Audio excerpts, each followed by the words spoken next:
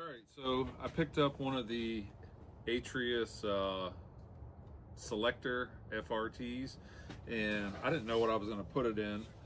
I was going to attempt to put it in the Honey Badger SD here, and this one came with a Geisley trigger, the combat one, and it wouldn't work. So I tried putting a mil-spec trigger in it, and it still wouldn't work. It kept binding up. So come to find out, I'll show you what the problem was here. Let me pop these pins. It's that goofy buffer system, which it works really well for this system, but not for the FRT, and I'll show you why. And I didn't realize it until after. Get this son of a bitch popped out here.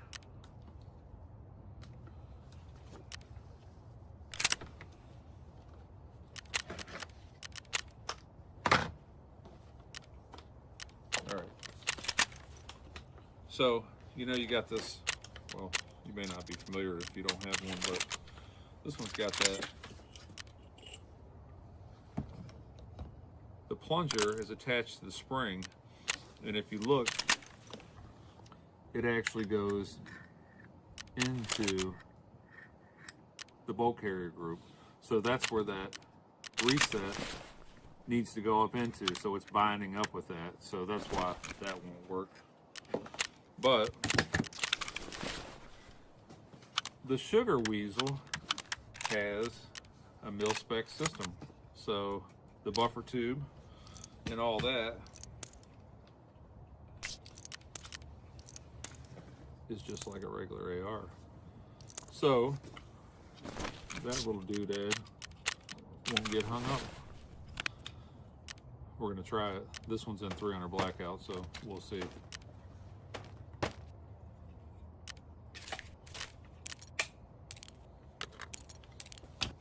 All right, Sugar Weasel time. Running the trash panda on here. I almost did the Thunder Chicken, but I figured less back pressure, you know, would probably be better.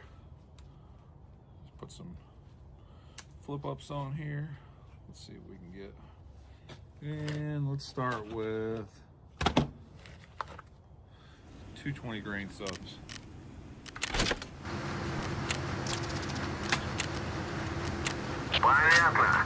Do a couple single shot first.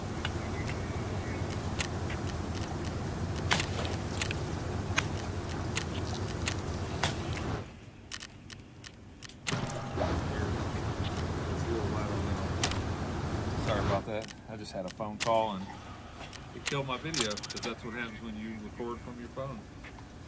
Let's go back to these 220 grain subs. Oh yeah, I was going to put ears on. Man, it wasn't that quiet, that's for sure.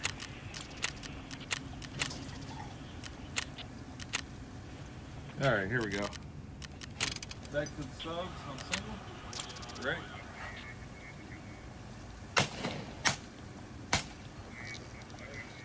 Rock.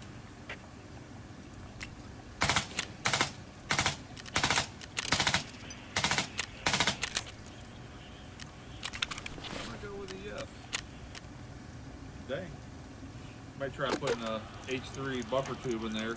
From what I read, these are not marked, but they are H2, so maybe I can slow down that rate of fire a little bit. All right, let's try some supers. These are 147 grain.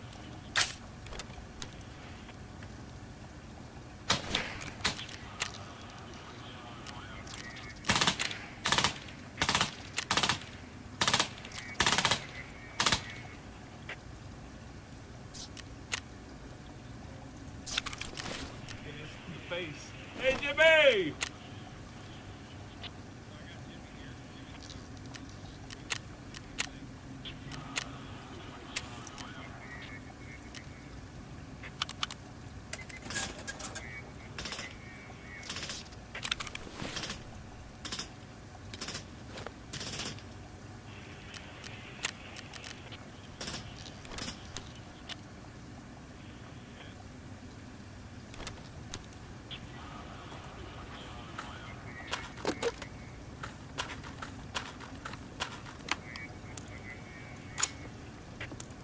Rock and roll, baby.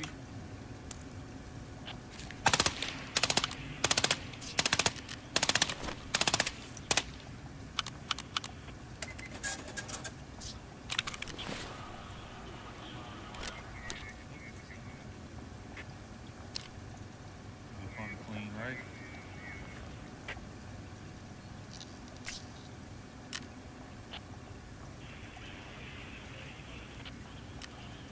Fully kitted up like you're a you're a police officer. I'm not gonna call the chief, sir. No, I'll call him. Okay. You can also call the mayor. Yeah, please. Quick inspection on the motorcycle. All right. During a routine patrol, an officer observed a motorcyclist activating emergency lights and violating traffic laws, unaware the stop would uncover an elderly man impersonating law enforcement.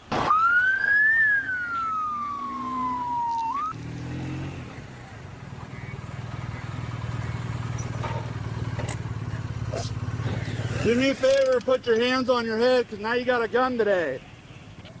Yeah, keep your hands on your head, both of them. Both hands on your head. Both hands on your head. Both hands. There you go. Clean it.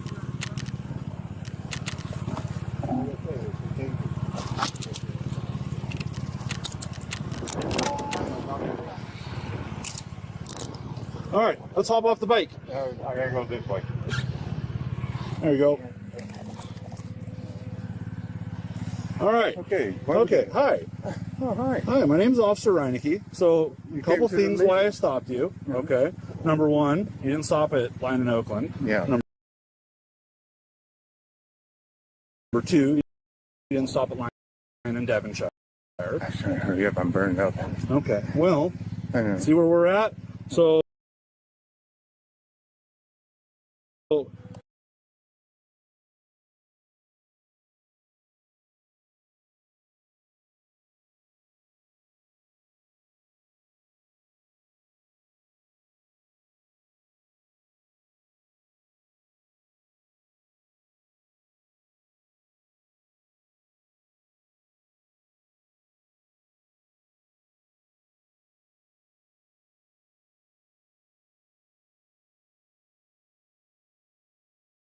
That's taser. Is this a real taser? Yes. It's a real taser? Uh-huh. Oh, weird. Okay. And what is going on with your sidearm, sir? That's a taser too. This is a taser too? Got it. Okay, cool. We're just gonna clear you down here, because Wallet's in the side pocket. you got what in there? Wallet. A wallet. Okay, cool. Any other goodies that I need to know about that are gonna hurt me potentially? No, sir. No, where's it? In this pocket? No. Fantastic. Do you have a guard card, sir? No, sir. No, but you're carrying a taser and an ass baton. It's legal for me to carry a taser, but like I said, I do criminal concessions. Okay, well, that's not And what we're sometimes doing, I work over here okay? at the meeting. All right, come over here with me, okay? Here's what I want you to do, okay? Very gently, I'd like you to have a seat for me, okay? And I'll help you down, all right? Nice and easy. Perfect. Am I under arrest? No, you're just detained right now, sir. All right, so, couple issues. Like I said, the traffic violations that I stopped you for, okay? The tasers, so the two tasers, the ass baton, right? And you're dressing up like a what? Like I said, I do criminal escorts. Okay, I just came back from one. got it. And So, we dressed up like this, but this is the second time I've been pulled over. huh? This is only the second time I've ever been pulled over. Second time being pulled over? Okay, cool. So, my other issue, well, we'll wait till one of my partners gets here. None of them was, MSPD, no one's ever pulled me over. Okay, well, here we are today, sir. Like I'm saying, we do a lot of stuff with the police. Okay, You know, I got it. you'll probably see me bring in some food for you guys. Yeah? Well, I appreciate you cooperating with me, sir. Like I said, I see a black, huh? You good? A little bit tight. Okay. Probably way I'm holding. Gotcha. All right. I see a black pistol. I see a taser, pepper spray, ass baton. Right. I see you fully kitted up like you're a There's a good reason for that. you're a police officer. There's a good reason. Okay. There's a Read my visor. Sure. There we go. Just lift it up. All right, that's right. There's a good reason for that. Yeah. Whenever we do the field escorts and stuff like that, we try to look as much as we can, the sheriff, police, whatever. The main reason is that people will respect you more and they'll listen to us. Okay. I mean, we get out there, you know as well as we do, we get out there and we're stopping traffic, controlling traffic. Sure. And Okay, gotcha. and you do have more respect for a man in uniform. Sure, sure. That's the reason my company has us wearing these uniforms. Okay, so you ride with a company? Well, I'm freelance, but I do ride for several different You companies. freelance. Okay, This is one of the uniforms they require. got it. Got it. Well, we're gonna figure out a couple things here. I'm gonna have you just hang tight and stay here with my partner as well. I'm gonna do a quick inspection on the motorcycle. All right. Last I checked, these are. Well, yeah, you're the taser guy. You tell me. It's a non-guard card, non-BSIS license. They're not supposed to have this one. Yeah. They can have a different one, but they're supposed to go through training for it. Right. They work. They're reds, but he's like a purple up front. Yeah, purple's supposed to be. Like an X26 kind of. It's old. It's the original. Yeah. We've got the new. You got another motorcycle?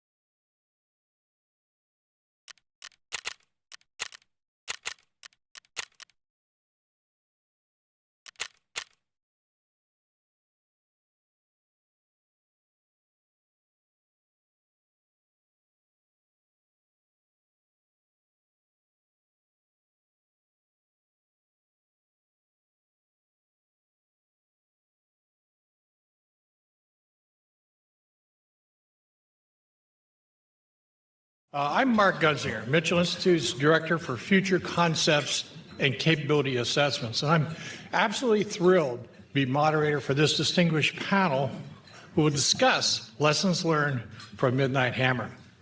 So I think we all know that last June, the Air Force completed an extraordinary mission when its combat aircraft penetrated around, devastated the regime's air defenses, attacked nuclear targets with incredible degree of precision.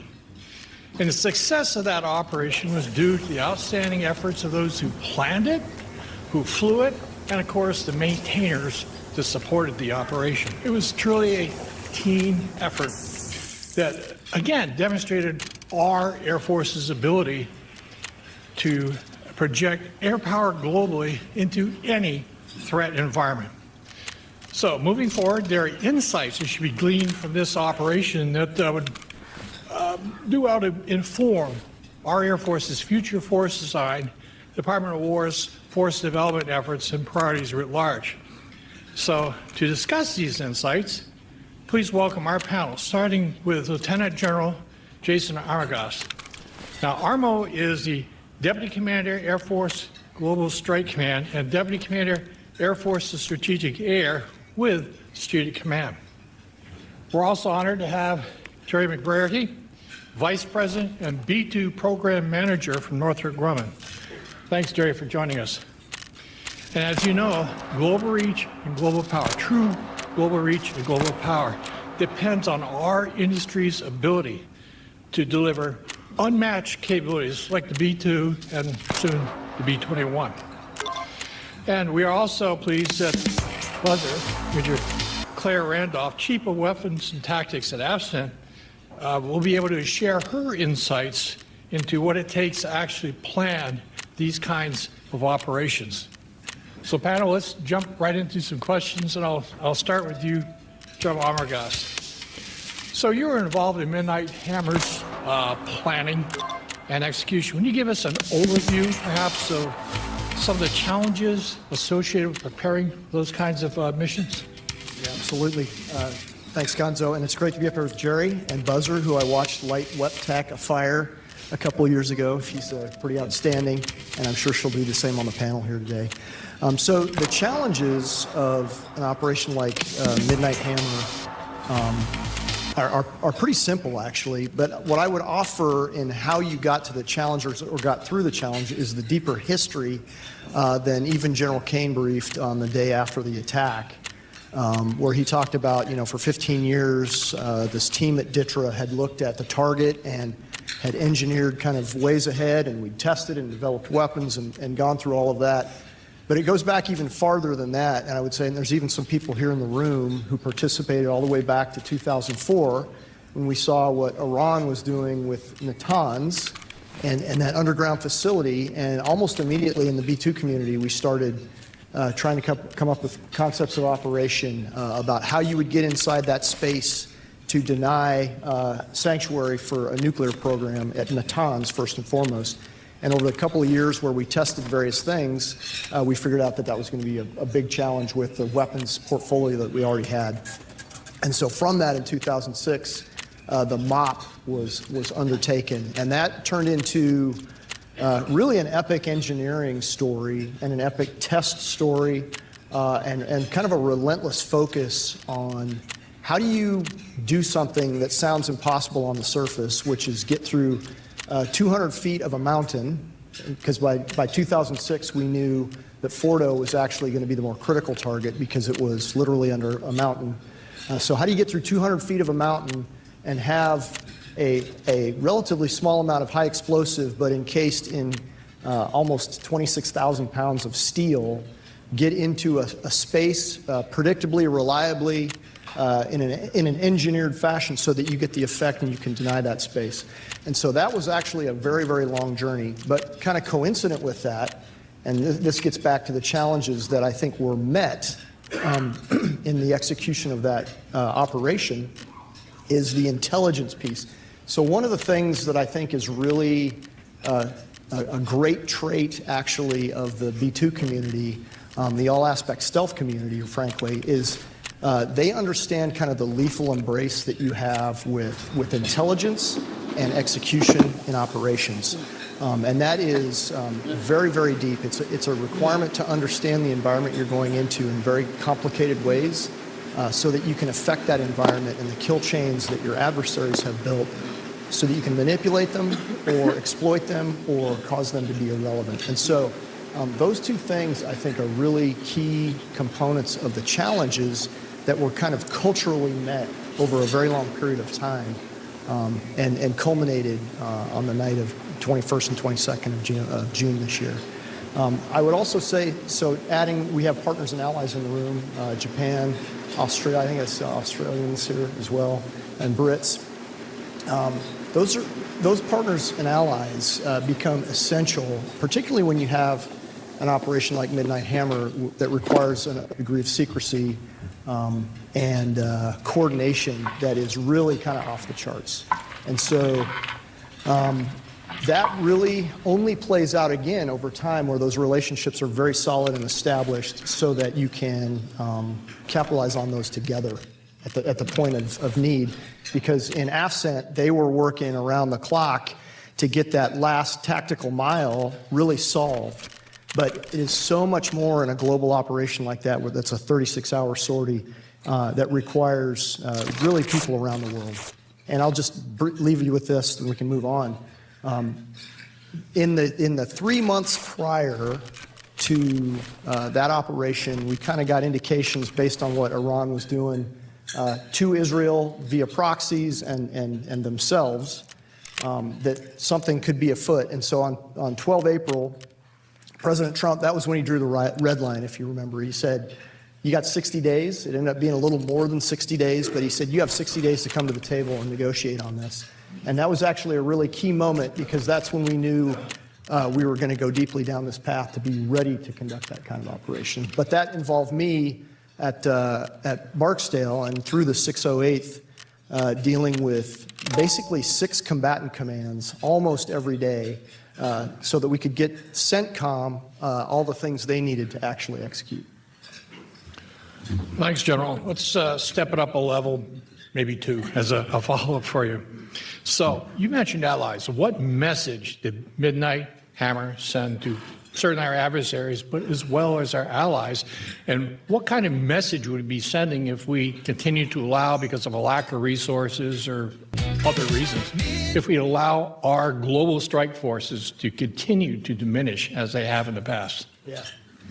So I think kind of an interesting moment looking back was when Secretary Hegseth first came in. One of the things you would hear him say pretty routinely was reestablish deterrence, reestablish deterrence, reestablish deterrence.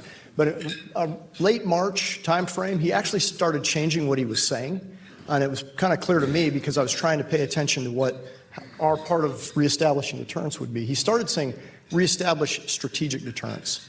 And it's a nuance, but I think it's actually really important because we saw even then what it was going to take, and I'll say it this way. So Bomber Task Force, I think there's some familiarity probably pretty broadly in the room with what we do with Bomber Task Force. Usually it's about 60% of any given year. We have bombers forward in various combatant commands, flying with partners and allies, forward in theaters, and integrating. And it's a really important activity. In fiscal year 25, so October of 24 through essentially, last October, in addition to that 200 plus days of Bomber Task Force, we had a month more than that of forward deployed bomber combat operations.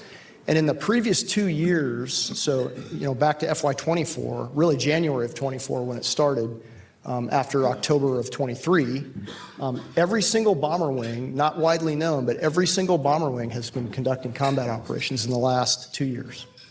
And so that's kind of the difference in the challenge. So that bomber ecosystem beyond the B-2s was something we had to consider at Global Strike Command about how do you make ready if this raid doesn't happen or doesn't go the way you want it to. So. Yeah, because deterrence really is a combination of will and incredible capability. Yep.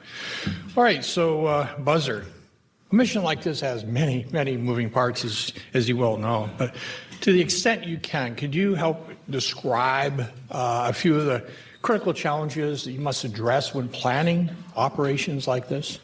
Yes, yeah, absolutely. And first, I want to say thanks for letting me be here, sir. I told General Deptula I would definitely achieve one objective, which is either convince you need to have more majors at panels like this or that you should never invite them again. So thanks. I think a couple of critical challenges specifically for this mission included the major engineering challenge, which General Armacost already talked about. Then we had the force packaging challenge, which is the job. So that wasn't an unforeseen challenge, but it is really complex to do it over effectively a 1.5 day period. And that's simply the job. So it's a challenge, but it's what we do. There are a couple of other challenges that sort of snuck up on us, I think. The first one I want to mention is OPSEC.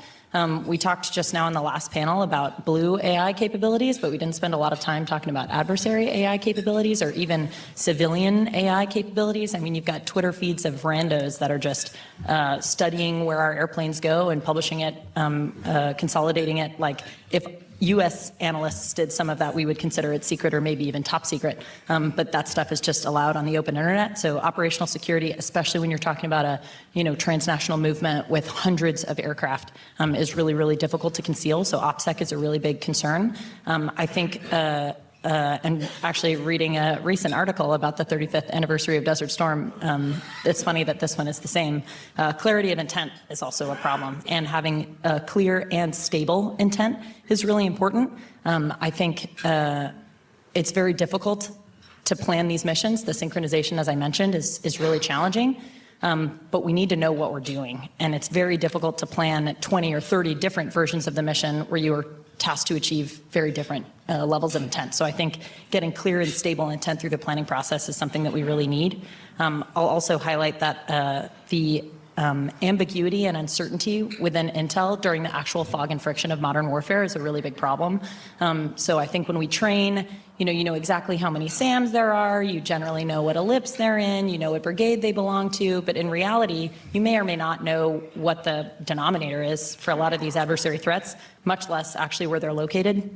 And I think we've sort of white-carded intel and training for such a long time that we've forgotten that there's resource constraints and resource scarcity when it comes to building awareness. So I think that was a really big problem. And then finally, I'll just add, I think the last challenge is after 20-some years of GWAT, where we had the highest levels of general officer making the call on when a mission was executed, that simply does not work with modern air combat. We have to be willing, I mean, this is one major's opinion, but we have to be willing to delegate some of those decisions down to lower levels. And it's very, very difficult to build a plan where on the, if you imagine your red flag contracts card where you have 3- and 4-star generals as the hammer for all of your contracts, air combat simply doesn't work that way. So I think those were a couple of the challenges that specifically stuck up on us for Midnight Hammer. Add something on that because I think Absolutely. it actually is useful. So one of the things about 2 weeks out I started to see happening was kind of that confluence of a lot of 4-stars who thought they were the decider, who weren't actually the decider. The president was the decider, right? And that was pretty clear from the red line discussion. But in execution of operations, you probably saw it too.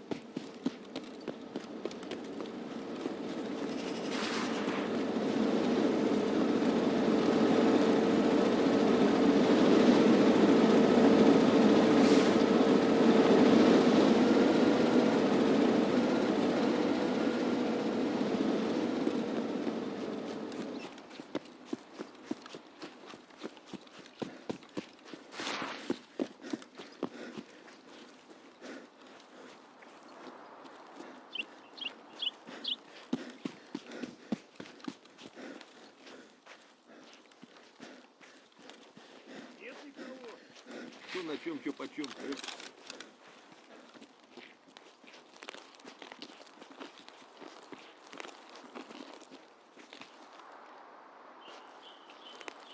Хуярь медведя! Давай, давай, давай!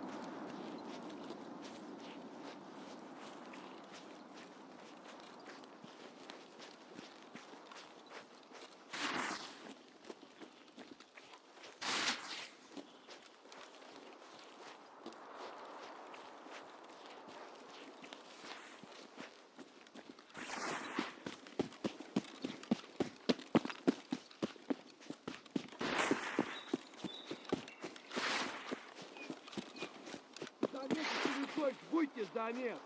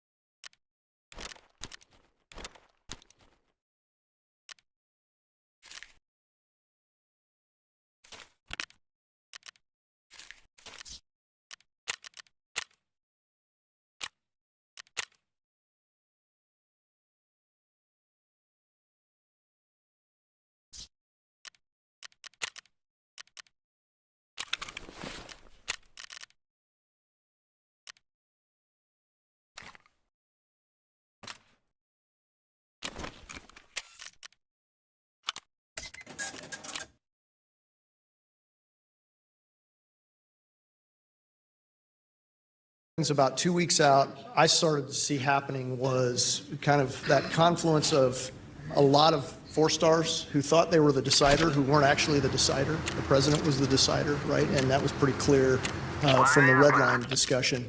But in execution of operations, you probably saw it too, there was a lot of people kind of trying to stir the pot, right? And so I think one of the things that was really important was a decision contract that was built, and General Kane, to his great credit, said, this is how it's going to happen. And there were three kind of key moments for that, and it set aside kind of the noise of command and control and made it an executable thing. But I think that needs to become kind of a standard going-in proposition. Excellent. Planning for uncertainty. Buzzer, building on your thoughts, what we just discussed, how do mission planners prepare for unforeseen events in the middle of long-duration operations like this? I'll tell you, I once flew a 33-plus-hour sortie to Egypt and back, and this was shortly after the Gulf of Sidra incident, and Muammar Gaddafi said, well, we're going to intercept you on your way home, and they tried. But our planners had prepared for that and had a contingency, and he never quite made it into range of our aircraft.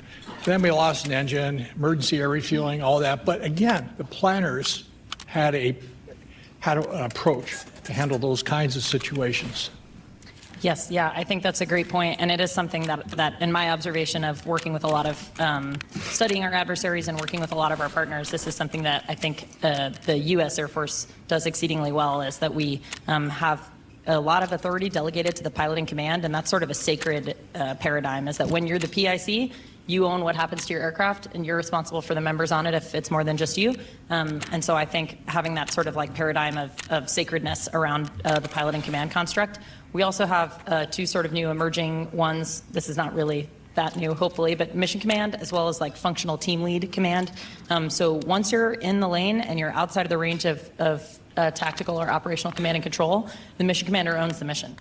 And if you can't even reach the mission commander because maybe that person is ground-based C2, then you have a functional team lead, whether that's your strike team lead or your suppression of enemy air defenses team lead. And in the U.S. Air Force, we give those guys a lot of authority, and we let them train that way in exercises like Bamboo Eagle, where they're really stretching the distance of command and control, as well as red flag. So I think that's something that's really helpful, is we empower our operators to actually make decisions for themselves once they're outside of range from the Bobs who are trying to reach them.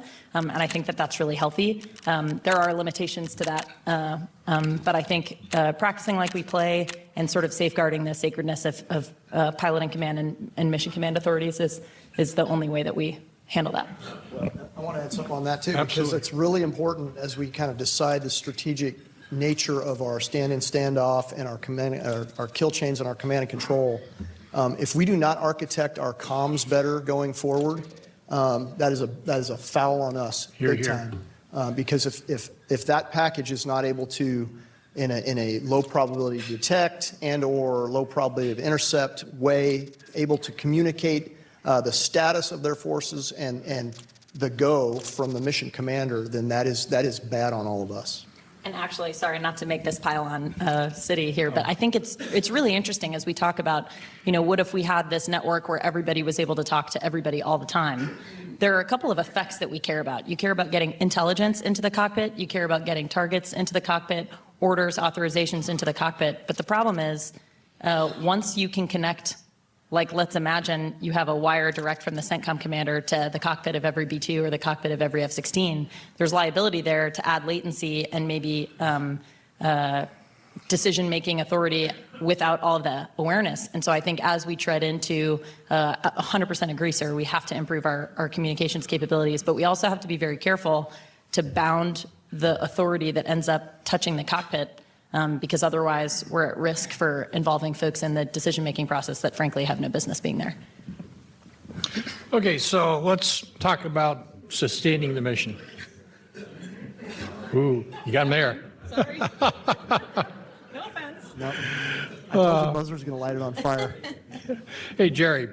So Northrop Grumman, industry writ large, has a huge role to play in ensuring that our combat aircraft, B-2s, remain ready to meet the Air Force's operational needs when they're needed.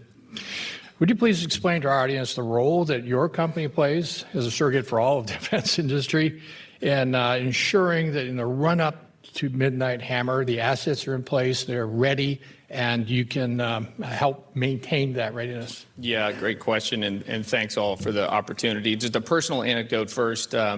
It's kind of special for me. My grandfather worked for Kelly Johnson back in 1955. He actually stepped foot in this building, so this is a unique moment to be up here with Armo and Buzzer and you as well, Gonzo.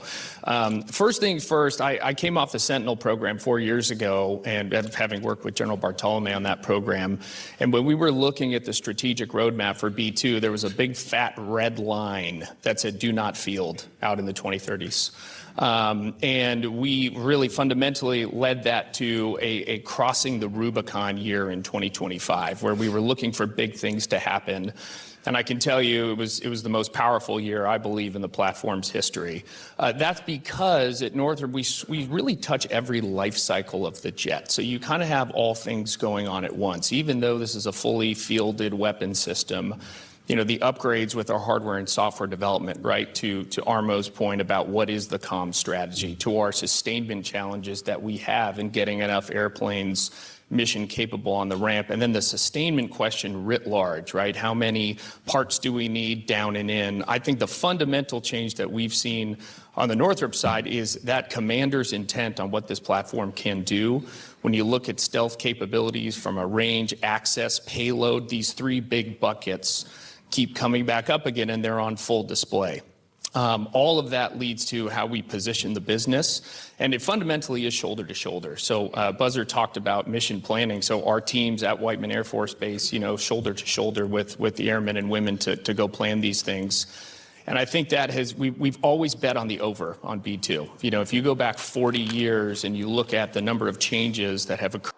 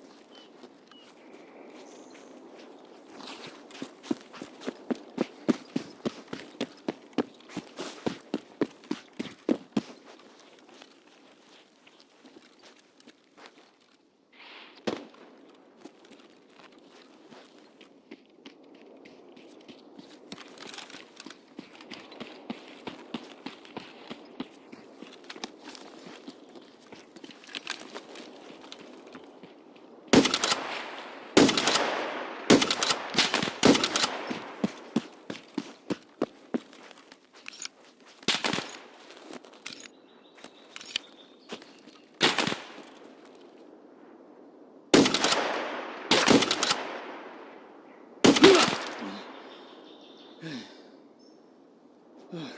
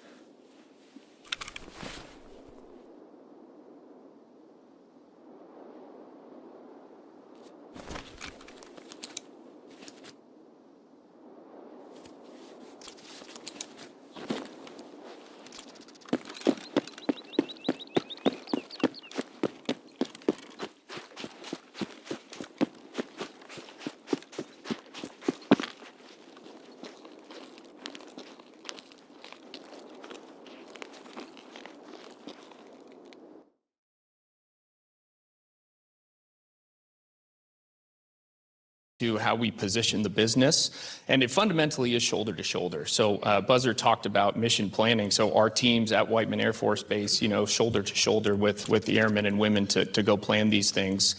And I think that we've always bet on the over on B2. You know, if you go back 40 years and you look at the number of changes that have occurred to this platform, this is a platform that's been upgraded over that 40 years to do what it did last year and to continue to do what it needs to do. So really a pleasure to sit in this seat and to provide those layers of puzzle pieces that have to happen down and in hardware and software to meet the large number of O-Plan requirements that this jet needs to do. So thanks. Excellent. So Armo and Jerry, or both of you, of course, feel free to ring in. The B-2 is the world's best operational bomber. I don't think anyone stress on operational because we have B-21 coming on soon. But the Air Force took delivery of the last new production B-2 in 1997. So would you please share your thoughts on why it's critical to develop and field the next generation of stealthy aircraft for counter-air for strike and for other missions to keep pace with the adversaries, to outpace our adversaries? So the original buy for that was 132, and the B-52 was going to be retired. So picture a world what that would mean if we had 132 B-2s right now. It would be significantly different, I would argue, because what you can do with a small number of aircraft is more than order of magnitude when you start talking about numbers that are significantly greater, because it is not a linear curve of the effect of all aspect stealth in an operational environment. It is logarithmic, or it's probably logarithmic. But it really goes, the curve goes up fast when you start having a lot of those aircraft in the same space and attacking from multiple axes with a large capacity of weapons. And if you get the weapons portfolio correct, then you can do a lot of different things kind of simultaneously, which we also just saw, by the way, in Absolute Resolve a few weeks ago, where a very small number of bombers participated in that and had a massive effect over a very short amount of time in support of that package that was actually larger, much larger than Midnight Hammer. And so that's the difference. That's the story behind what if, right? And so now we have the opportunity with B-21 and family of systems to be different again, but it is going to require us to think about the right numbers of aircraft, because if you want to campaign, if you want to deter, actually, you're going to have the ability to not just have capability, but a capability presence that comes from just sheer numbers. Let me add on a couple of things. I think one of the most powerful advantages that we have is the proximity of B-2 and B-21, right? When we look at what's been penned by Air Force Global Strike Command and the capability sets that we have, you know, one of the greatest advantages we have, or one of the things that we can learn, that's an arrow that can go both ways. I think one of the first things is people process tools. The first thing is we are now hiring our 4th generation of Northrop Grumman employees who will work on B-2. And the same will be true for that, that information, that wisdom, right, in stealth technology that goes right into the 6th generation platform on B-21. I think from a process standpoint, we had a really great recent example of where this gets borne out, where Aircraft 129, Spirit of Georgia, she had a left main landing gear incident at Whiteman back in 2021. You know, we called B-21 for innovative composite scarf material repairs to maintain this stealth expertise, and that was all under the Northrop hood to make sure we could go rapid, we could go quickly.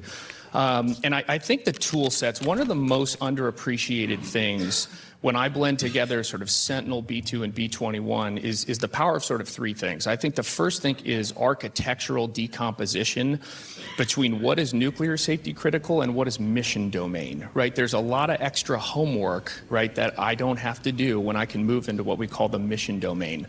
On B-2, this is the multi-mission domain where I can rapidly iterate with Armo and Buzzer and his crew, and they can fly down to the T-38s to the WSIC, and we can actually put in those software updates that they want in my next 2-week sprint. And I think it's these sorts of rapidly coupled software-centric updates that we're getting after. The second thing is the sort of DevStar Ops alignment across the nuclear portfolio is significant. That allows you to take years out of these development programs where I can peek and poke into other software repositories to help me go quicker with all the homework I need to do for independent verification for airworthiness and other things. And the last thing is, I think one of the most special things we have in the B2 and the strike family is the proximity to Air Force Global Strike Command and the acquisition community that has to move quickly. Our ability to get Air Force fingerprints on what our teams are working on the next day is the way that we go fast. And we see this borne out now with much more clarity on what the roadmap looks like into the next decade. But we're talking to the operators, not to, I'll say a higher level software chief engineer. You're talking to the operators about what they need right now. That's where you see the pace of these upgrades to answer the mail for Operation Midnight Hammer and others, along with a technology roadmap that supports what we're talking about. And I think the very last thing is we really see a lot of advantage to matching the weapon to the platform. You look at Midnight Hammer with MOP alignment to B2s. The same is true for the numerous 1067s for the weapons integration on the B2 that only she can carry. And so that's a big focus for us. Again, sort of this software forward but weapon paired approach that we have on the platform. So I will add, so that is a unique set of kind of operator paired acquisition or industry paired activities that actually came from the smallness of the community. Because I think they saw how they had to move quickly together, and that may not have happened if we had 132 B2s. It probably would have been institutionalized and not driven to that kind of performance, which kind of is what we see out of the RCO and what I think in defense transformation now is being talked about. That was done through the B2, and clearly the need was met with new programs. And actually, if I can just do a quick software pylon, for those who haven't read the Defense Reformation from a couple years ago by Shyam Sankar, he mentions in the end of it that software is the most powerful weapon system and malleable. And I think it's really interesting that this is a huge pro for the B2, but other communities either have or do not have this capability. F-16s own their own code, and we saw what they were able to do rapidly putting Falco on the airplane. Strike Eagles ended up working around the software problems and putting it on the airplane in 8 days. And we have lots of platforms that we are procuring that still don't have the software that we paid for. And we have no hope of making it malleable in that way in the future. And so as we build our procurement loops, I think we have to take into account the fact that we have to be able to modify ourselves faster than that adversary can modify their OODA loop against us. And I think we've not done that widely across most Air Force platforms. Well, and just to make it perfectly clear what's actually being talked about here, the key point was the separation of the mission software from the airworthiness piece so that you are not reliant on an OFP drop to be able to just do something really quickly with a weapon, a new weapon, or a different way to use a weapon. Double pylon. One additional thing is how do we short circuit operator feedback? One of the innovative ways we did was there was Air Force appetite for their own software development kit to write their own software back into what we'll call open systems architecture mission domain. That just plugs back into the B2 repos, right? We call it Spirit Realm. Stole the name of the airplane and plugged it into a software factory. But that's table stakes now, right? That's the 72nd and the 131st and the 509th and our SPO counterparts plugging in directly to these repositories. And so we see appetite for that, right? We provide the guardrails on what's going to work when you drop it into the software stack. That's the kind of pace that we're getting after to answer the mail. Sure. I'd like to get into force capacity. We'll do that in a minute. Let's hit mix first, capabilities mix. For all of you, how should lessons learned from Midnight Hammer inform the mix of capabilities that our Air Force is going to need in the future, not just for one-off raids, but for large-scale air campaigns against a peer adversary? And that includes not just bombers, but munitions, ISR, and other aircraft perform other missions. And it also includes the mix of our standoff and penetrating capabilities. So it'll be great to hear your perspective on that. And Jerry, your perspective as well on industry's ability to change to meet different requirements and change the mix. Okay, so the B2 in 2004 or so, maybe 2005, actually I guess it was a little earlier, the decision was made that it was going to carry 80 500-pound JDAMs versus trying to wicker in 240 SDBs. So I think that's an interesting, discussion, right? I don't think anybody at the time was envisioning why you would ever need to carry more than something for 80 targets. And it was impressive what you could do with just those simple general purpose weapons. But now, if you can take that a step further and think about what you could do with 240 SDBs, you're starting to talk about what we're actually designing into future systems, which is smaller modular capabilities that are form fit to actually have the range and capability for the platform host. Because you can do different things with penetrating platforms and general purpose weapons or smaller weapons that you can't do just based on the physics of flyout for standoff weapons. It's stark the difference you can get, but that's why the mix is actually important as well, because that range of capabilities is actually what I would argue is deters. You have to have and prove that you can gain access to hold any target at risk, hold it at risk, keep it at risk, and then carry out orders and provide options.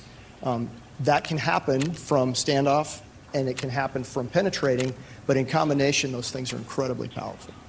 Let me jump in real quick on a thought. Back in the era of the long-range strike bomber study that preceded, obviously, the B-21, one of the conclusions out of that study was it's better to design a platform, a combat platform, and then optimize weapons for the platform rather than optimize the platform for currently existing munitions. Is that still true?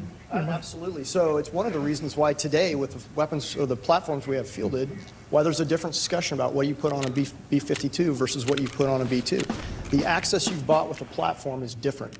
And so you can do different things with those two. Both of them can be very important. And in the aggregate together, it's very powerful. But don't give up space on a platform that you've bought access with for the platform itself. Maximize that and really make it something that can change the script. And I'll add for the mix part of this, I think, as always, we want to start target backwards. So I think there are kind of like three big categories of targets I would want to talk about. One is hard and deeply buried targets.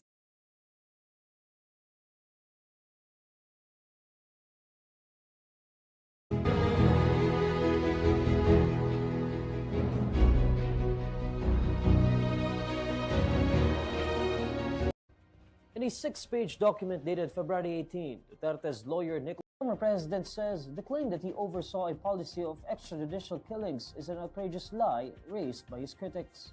Duterte is detained at The Hague, Netherlands. He faces 3 counts of murder as crimes against humanity over his brutal anti-drug campaign. Vice President Sara Duterte says former President Rodrigo Duterte has no plans to change his legal counsel at the International Criminal Court, despite calls from supporters urging him to do so. In a chance interview on Wednesday, January 28, the Vice President shares that she discussed the matter with her father during one of her visits at the ICC detention center in The Hague, Netherlands. According to the Vice President, her father won't replace his lawyers, but she says he gave them instructions. At tinanong ko si dating Pangulong Rodrigo Duterte, sabi ko, exactly kung ano yung tanong ninyo, gusto mo ba palitan at hindi ka pa satisfied? Sabi niya, hindi palitan, pero meron siyang mga instructions na ibinigay kabahin sa legal team. So, hindi ko nasabihin kung ano yung mga instructions dahil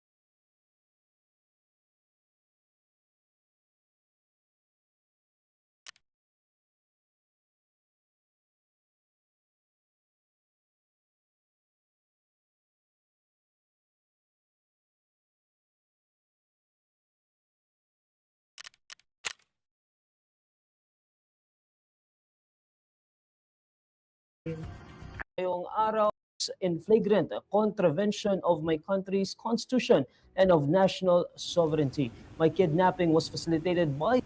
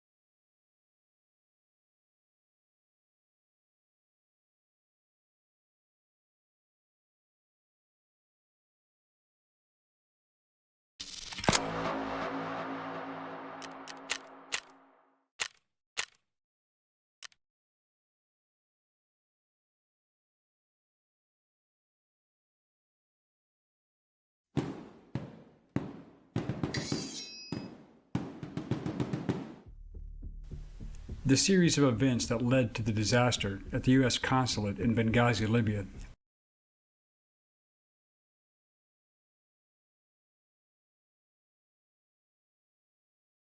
was the culmination of a cascade effect of egregious decisions made by the Obama administration. However, even worse than the loss of 4 American lives and the wounding of others was the cover-up to protect those in the administration who were responsible. What events led to the Benghazi attack? Why was there no assistance provided to those under threat?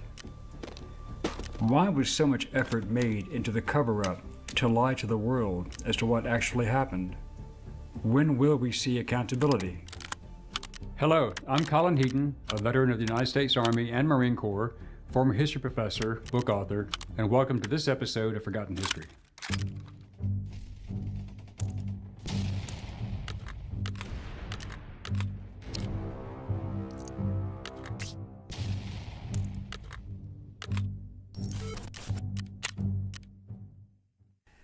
For a decade, the Libyan Muslim Brotherhood and the Al-Qaeda Libyan Islamic fighting groups tried to overthrow Libyan dictator Muammar Gaddafi with British MI6 support.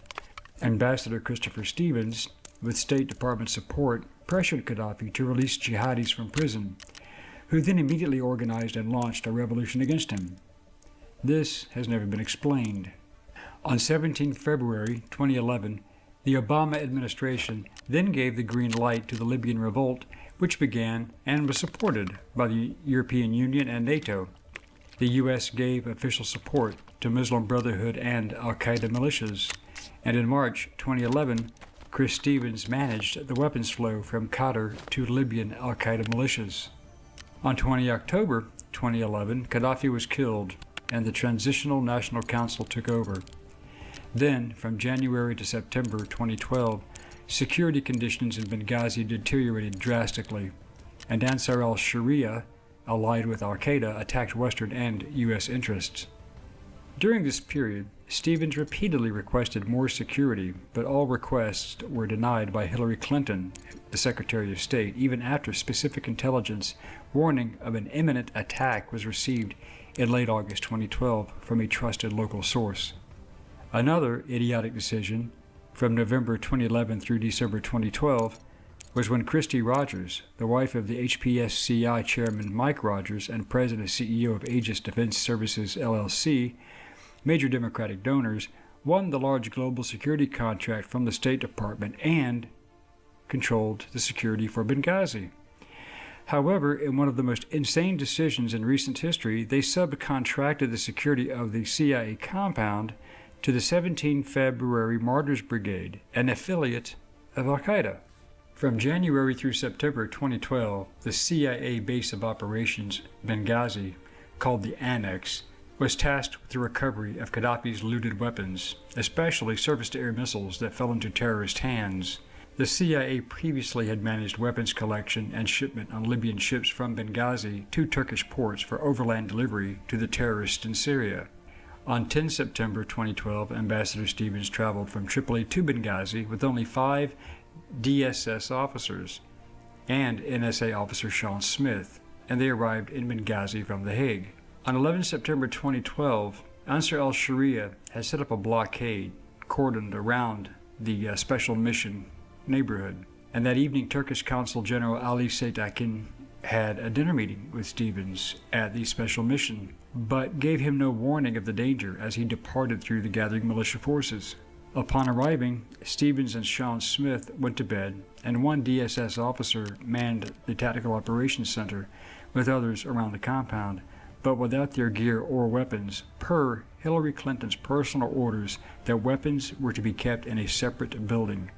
Another inexplicable decision. At 21:23 hours, as dozens of attackers armed with machine guns, automatic rifles, and RPGs stormed the SMC, Alec Henderson, the Defense Operations Security Communications Officer, contacted the Annex, where the GRS team immediately grabbed gear, weapons, and asked the Chief of Base permission to go to Ambassador Stevens and the compound. The COB denied permission, told them stand down, while he tried to reach the 17 February Martyrs Brigade for help. They had the security contract after all. At 21:42 hours, Stevens phoned DCM Greg Hicks in Tripoli to tell him, "We're being attacked," requesting assistance. Henderson called the annex again, requested help, but the COB refused to allow the GRS team to go the 3/4 miles into the compound. 10 minutes later, Henderson called again and said a building was on fire, and if no help arrives, quote, "we're all going to die." But again, the chief of base refused for the third time to allow the GRS team to go. At 22:05, Tyrone Woods and 5 other GRS members with a Libyan national translator decided to ignore the COB orders and loaded into 2 Level 7 armored vehicles and drove to the compound. Diplomatic Security Service guard Scott Strickland, who was with Ambassador Stevens and Sean Smith, were inside a safe room, and he escaped through a barred window, but the car kept, per standard operating procedure, beneath the window for an escape and evasion was mysteriously not there. Stevens and Smith did not follow him out the window. At 2200, an unarmed Predator drone was diverted from a Derna mission to Benghazi by Africa Command J3, Director of Operations, and recorded the attack in real time. At 22:22 hours, the State Department Operations Center, Secretary of Defense Panetta, and Chairman of the Joint Chiefs of Staff, General Dempsey, including AFRICOM Commander General Ham, were all informed that U.S. mission in Benghazi was under attack. Panetta and Dempsey met with President Obama as Undersecretary of State Patrick Kennedy continually refused the repeated requests to send a Marine Corps Fleet anti-terrorism security team to Libya, while Secretary of State Clinton phoned CIA Director David Petraeus to coordinate. This was a ruse. At 2200, the GRS team cleared the compound of all attackers, and they located and removed Sean Smith's body from inside the building, which was still on fire. Also located and escorted out were 6 people, including DSS guards, found hiding in a safe room, but they were unable to locate Stevens. DSS guards told them that the 17 February Martyrs Brigade, responsible for security, had opened the compound gates, allowing the attackers in, and then many joined in the attack. Later, the CIA GRS arrived back at Annex under heavy fire, took up positions on rooftops, repelled multiple waves of attackers while remaining in constant secure communication over emergency channels with higher authority. At 23:30, former Navy SEAL Glenn Doherty, 2 members of the SST, and 2 United States Marines departed Tripoli in leased C-130, arriving in Benghazi Airport at 0130 local time on 12 September 2012, where they were delayed by terrorists in the streets for 3 hours before getting into the annex. At 0115, United States Department of Defense Chief of Staff Jeremy Bash sent an email to the DOS leadership immediately offering forces that could move to Benghazi. Quote, "We have identified the forces that could move to Benghazi. They are spinning up as we speak," end quote. F-16 fighters at Aviano Air Force Base in Italy, the 130-man USMC Fast Team at Sigonella Air Force Base, and the 10th Special Forces Group in Croatia were all alerted and available and ready to go.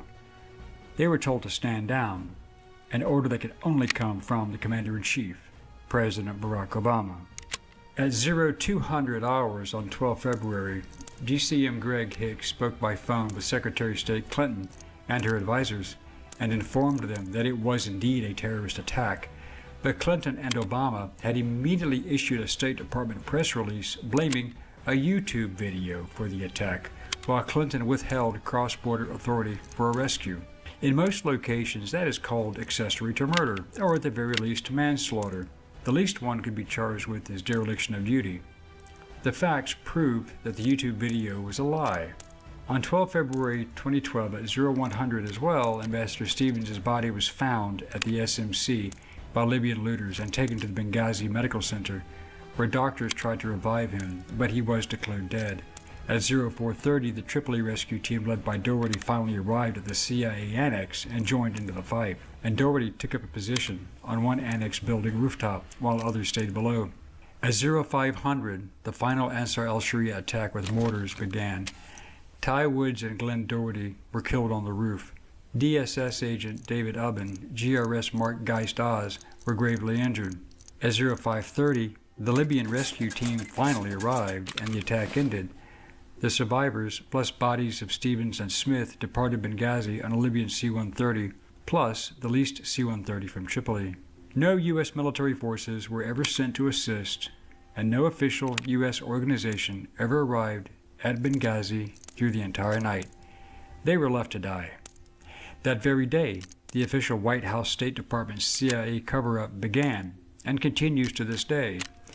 Multiple congressional investigations, the State Department's Accountability Review Board, and Representative Trey Gowdy's Select Committee on Benghazi have never explained why the U.S. supported the Libyan al-Qaeda and Muslim Brotherhood to overthrow Gaddafi, which is puzzling as Gaddafi was at that time an American ally against al-Qaeda in North Africa. They have never explained why the U.S. facilitated gun running to al-Qaeda in both Libya in 2011 and Syria in 2012, and why the Special Mission Compound in Benghazi was stripped of desperately needed security. They never explained why the Obama administration failed to pre-position forces even in the face of multiple warnings, with weeks of advance notice, and why the members of the Obama White House to this day still lead an official cover-up about the true cause of the attacks against the U.S. mission in Benghazi. They also never explained their failure to even attempt a rescue of beleaguered mission personnel that resulted in the deaths of 4 Americans, the loss of the mission, and the creation of a Libyan failed state and terrorist haven. What came out of this nightmare was the reality that if U.S. forces had arrived and located the American weapons that were given to the terrorists, it would have been a major political disaster for Barack Obama in his run for a second term as president. And forces were available. Both Marines and the 10th Special Forces Group were within a few hours of Benghazi. The F-16 Strike Force was not sent because of the fear that a U.S.-made SAM could have taken one down, thus heightening the horrific possibility of explaining to Congress and the American people why the Obama administration gave such high-tech weapons to the very terrorist group that they were fighting in Afghanistan. The cover-up started immediately, as Clinton, Susan Rice, and anyone with vocal cords hit all the network and cable shows, telling the world that the attack was the result of an anti-Islamic video spurring a spontaneous attack. The reality shows that this explanation was a lie. First, no spontaneous crowd arrives to protest with automatic and crew-served weapons. Second, the attack was well planned in advance because every mortar round from first to last hit the targets. There was no adjusting fire. Their mortarmen had pre-targeted the compound. Third, the very Islamic group subcontracted to maintain perimeter security turned out to be terrorists themselves, an inside job. The outright lunacy of this argument that a video started a spontaneous attack was compounded when the authorities arrested the maker of the video, an expatriate Egyptian Coptic Christian named Nakula Basli Nakula, whose short video, The Innocence of Muslims, was blamed, making him the fall guy for their own criminal activity and the cover-up. In essence, Hillary Clinton and Barack Obama allowed good men to die to cover up a bad political decision, then arrested and prosecuted an innocent man in violation of his First Amendment rights to cover it up. That was the main reason Clinton had to try and destroy all the emails maintained on her illegal server, in violation of the National Security Act, and then destroyed all communication devices despite a legal subpoena to retain them as evidence. The following seems to be quite clear.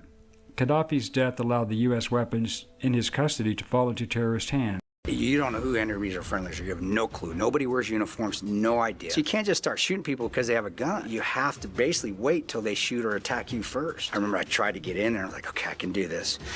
Sucked it up and I ran in. And then just hit me. I was like, oh, that's a mortar. It's got to be. And I went, mortars. And as soon as I said take cover, I saw the first one hit backside of building C. My head, I'm like, oh my, I just watched my TV get obliterated. And I put my head down. I did. That was the one point that night where like, crap, we can't beat this.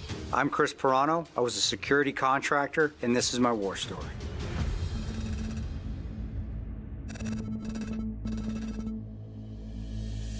It was September 11, 2012, and we were in Benghazi, Libya. Myself and Dave Benton, he was Boone, is his call sign, and if you've seen the movie 13 Hours, that's how you recognize him. Him and myself had actually extended an extra 3 weeks. We were supposed to go home 3 weeks prior.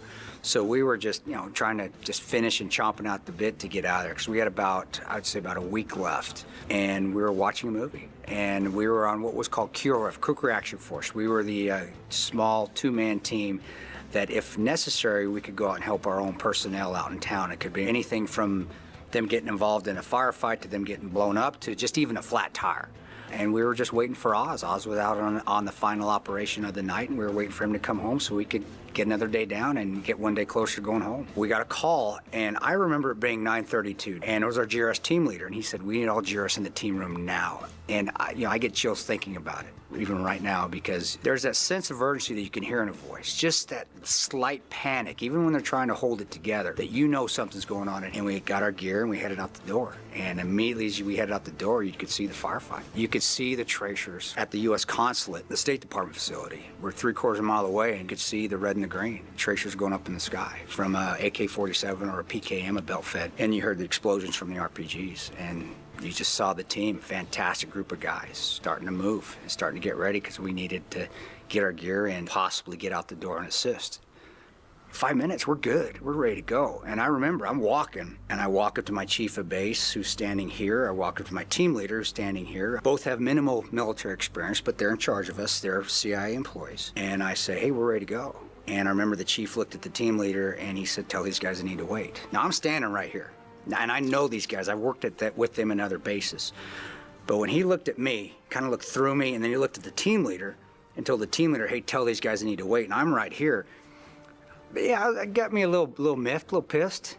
And the team leader actually had the gall to look at me. He turned and looked at me. He goes, you need to, and I stopped him. I go, I got it, man. And I walked back to the car, and Tyrone says, what's going on, Tano? And I said, Bob's telling us we got to wait. That was hard. That was really hard to do because you can see the firefight. You know the State Department guys are getting crushed. And they have a high-level ambassador over there, Chris Stevens. And he's over there, and they're getting hammered. But you wait. They're in charge of us. That's what we're trained to do. We know what we need to do. We are leaders in our own right, but those guys are the guys that are in charge as far as the CIA employees. And we just did that for the next 10 minutes.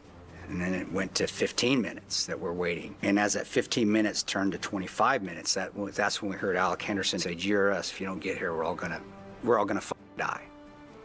And I remember hearing that on the radio. Now, keep in mind, we've been hearing him ask for assistance for the last 20 minutes. And when he said that, the whole team knew, we gotta go. That motivated me even more, and we shot out the gate. So about 10 o'clock that we actually headed out the gate, and we drove down to the consulate, thinking we could get in the front gate, get them all out, and get them out of there, and that didn't happen. 400 meters from the consulate, we're supposed to make a right down a dirt road. There's a local group there that looks like they're fighting back, but then it also looks like they're just running around like cats, like scared cats, like somebody's throwing a firecracker at cats.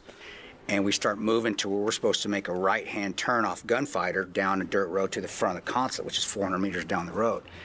And as you get closer to that wall and you see a guy fight, there's one local that's fighting. I remember he was at a PKM. He's shooting down the road. Get closer, you start hearing snaps. Some of y'all that watch this, I'm sure you know what that is. The snap is when a high velocity round goes by your head, it breaks the sound barrier. It goes snap, snap, snap, snap, snap, and you just start hearing snaps everywhere. You don't know who enemies are friendlies, or you have no clue. Nobody wears uniforms, no idea. And again, I'm watching a team not say a word, nobody panics. And they just start moving into position to return fire. And I see Tig with our 40mm grenade launcher. He starts lobbing rounds. And we split at that point. We split. When they first called us at 9:32, it took us almost an hour and a half to actually get a 3/4 of a mile into the compound. It was fire everywhere. Black smoke from the diesel. And people start to scatter. And we start clearing these compound. I hate using the word surreal. It's just something you can't make up. You can't fabricate anywhere else. The only place you're going to see stuff.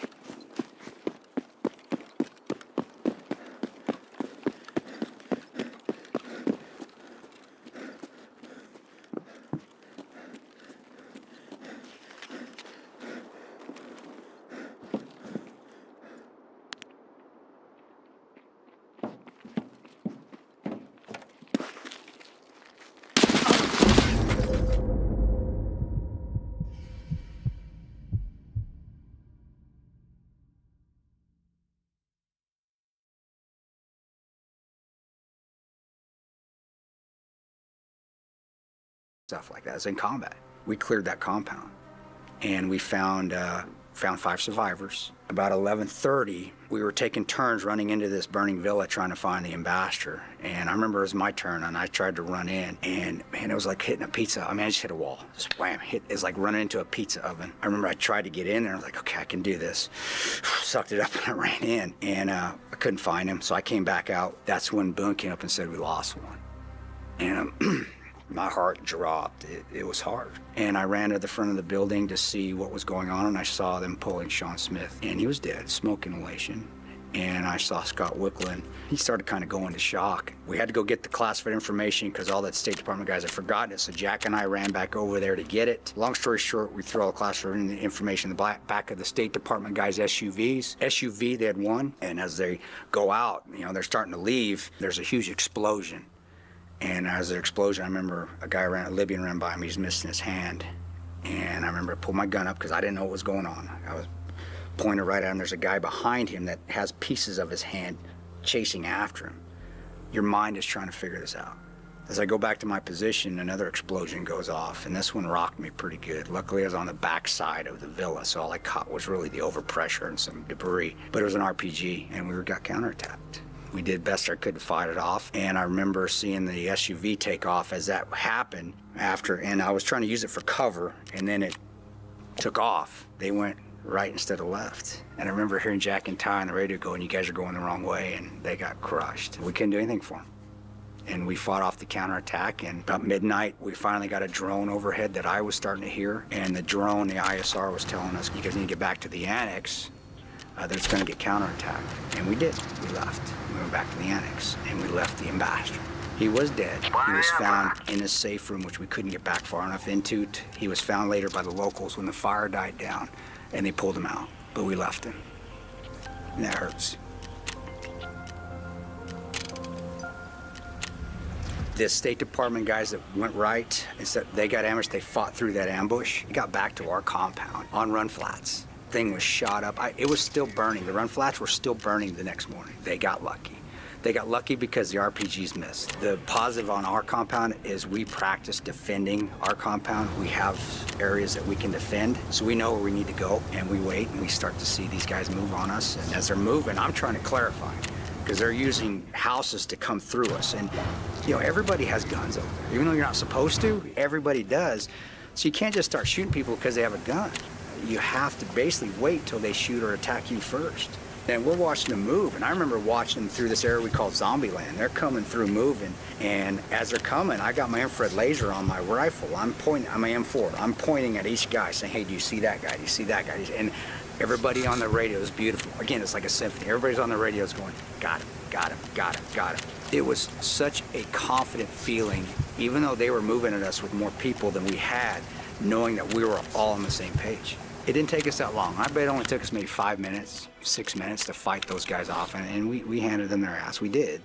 And we got attacked again at 3 a.m., and this time it was a massive force. The movie did a fantastic job showing that. I mean, they're just coming wave after wave, and we're not holding back now. We're taking them out, and we did.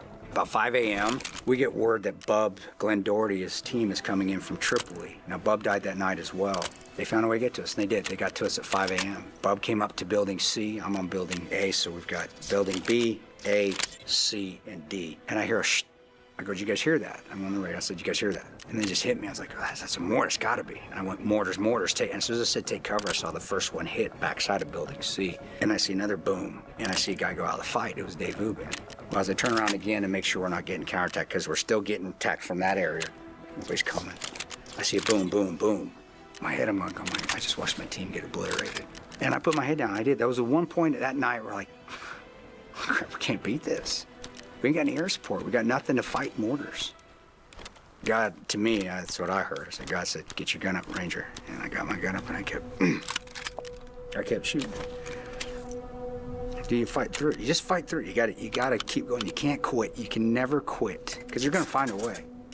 As that happened, I saw Tig get up there, and Tig could tell you better than I could. He got up there, he saw Oz. Actually, Oz's arm had been almost sheared off. Oz was already trying to get a tourniquet on his arm. Actually, Oz even tried to fight through a little bit of that, but he couldn't because his arm was hanging. He said he saw Bub. Bub was in the fetal position. Bub was face down. He checked him to make sure his vitals were okay, but they weren't. Bub was obviously dead. He went to Tyrone. He says, I started to check his vitals, and he said, Tyrone went shh, the last breath, and he said, I checked his vitals, and he's dead. And then he saw Dave, and Dave's messed up. Trout bleeding out of his face. They said there was a militia coming in, and I said, well, can you tell me what they look like? Because there's only 3 guns left. It's me, Boone, and Jack Silva. Because Ron's dead, Bub's dead, and everybody else is basically hiding in Building C. Nobody's coming up to help us. And they couldn't tell me. Hey, Chief TL, can you tell me what they look like? We don't know.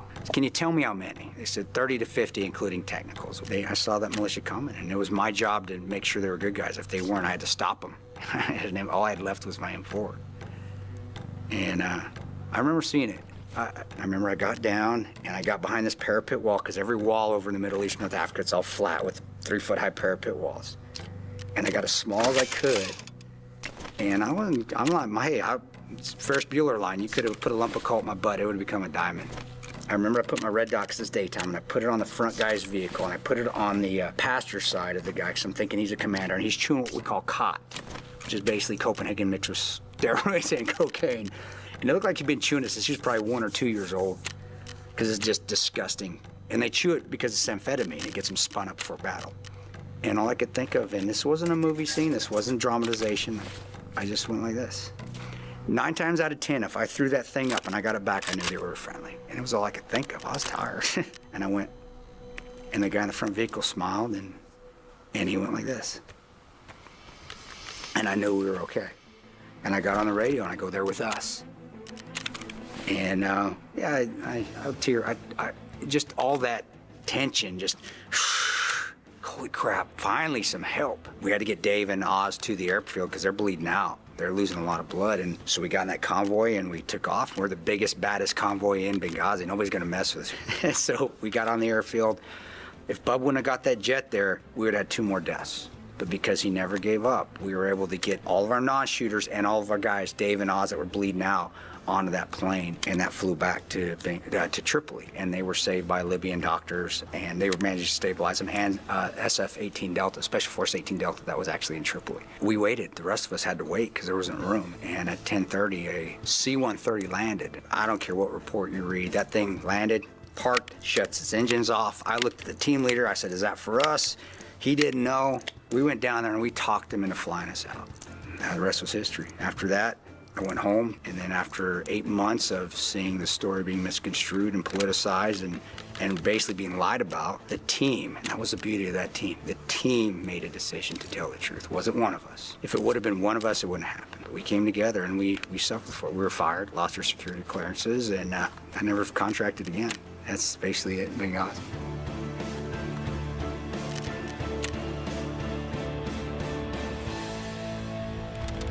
If you would like to put your war story on, please use the comments below to request that. To all you men and women who served, especially you Vietnam veterans, welcome home. The rest of you veterans out there, thank you for continued service. And law enforcement and first responders, thank you for keeping us safe in this great nation.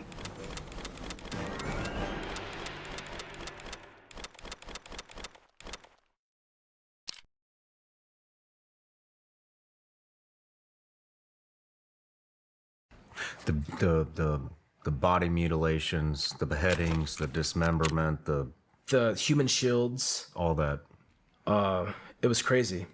And I remember one day, we stopped getting stuff delivered to our fire base. It wasn't a fire base, it was a base, camp. And all the workers we had coming to help us, local nationals, their heads arrived in a bag outside of our gate. And so getting people to come help the Americans was extremely difficult. They sent all the heads of your local workers to your front gate? Holy shit. How many heads? Did you know these guys? Did not. I'm just a dude. I'm still like living in La La Land because we're waiting for the mission. I'm just wondering why we're not getting a water supply. I'm wondering why, this thing hasn't been delivered. I'm just a dude. You know, I'm waiting with my scratch off phone card, waiting in line for an hour and a half to use the fucking morale phone, because I'm still living in a reality that I don't even know where I'm in and where I'm at. I'm just waiting for tasking. But all these big things are happening. And at the time, I was a low-level guy. I wasn't really involved. You just hear the stories. Then you start. What the fuck does that brief look like? Hey, if you guys are wondering where our local workers are, their heads have all been chopped off and they're in packages at the front door. Well, back then, dissemination of information wasn't really a thing. And that's my perspective. That's my view on things. And I say that because when we finally got the green light to go in, it was March 26, 2004. And we are tasked with, we are pushing through the city of Fallujah, and we're clearing it. With how many people? Our entire battalion. So 4 companies. My Marine math is not that great when it comes to the breakdown of all those outfits. Hundreds. 200? Multiple battalions. So there's other units, because I believe Fallujah was a 4x4 grid square or 2x2, something of that nature. And there was, my battalion was the main effort. So other adjacent battalions were doing other combat missions to support our push through the city. So they were more on the outskirts, kind of like funneling people towards us. So the plan was. And so we stage at like 02, 03 in the morning on our camp.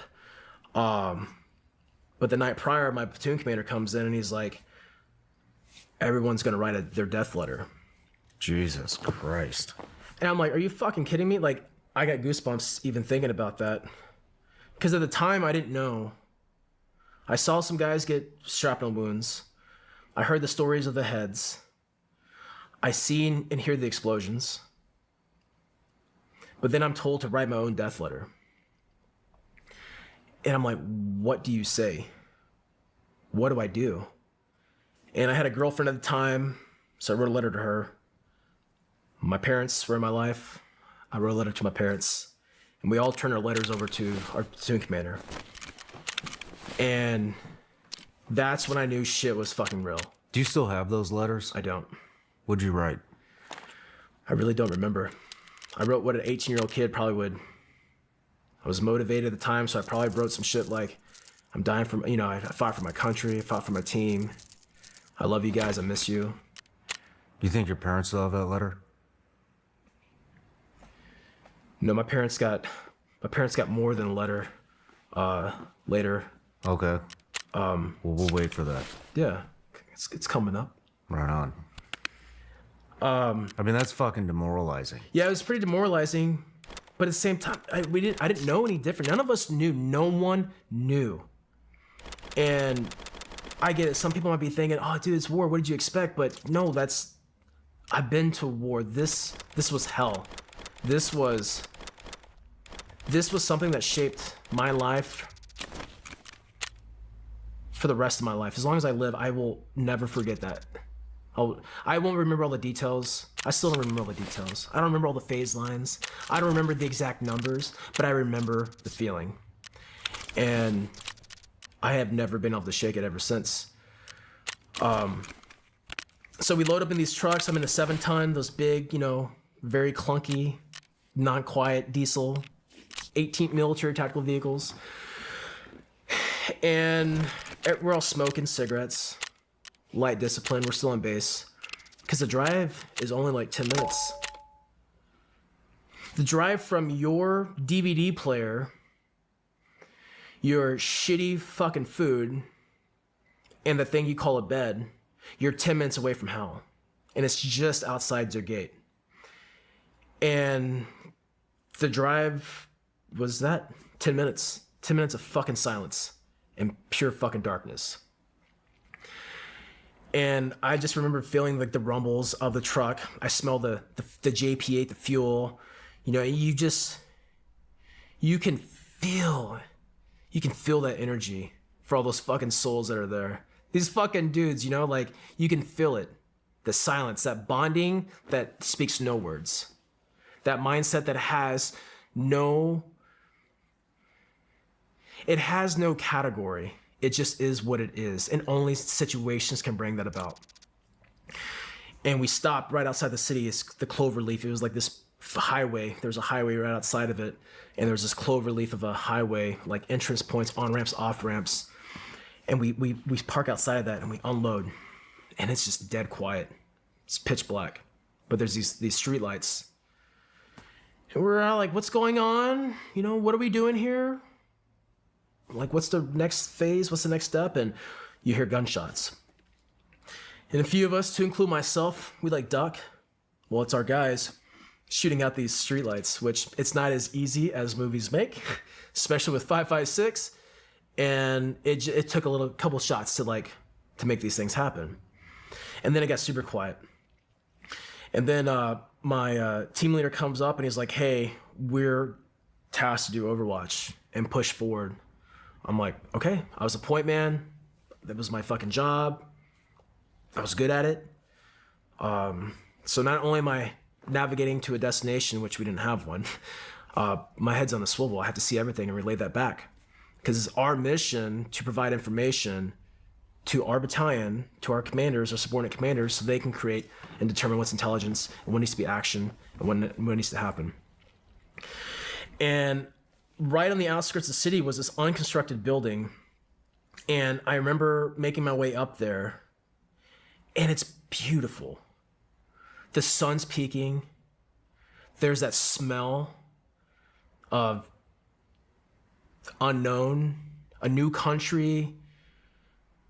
And it was so peaceful and quiet. It was insane. Saw nobody. We slowly start to push up. We're still remaining in an Overwatch position. And the IFABs come up.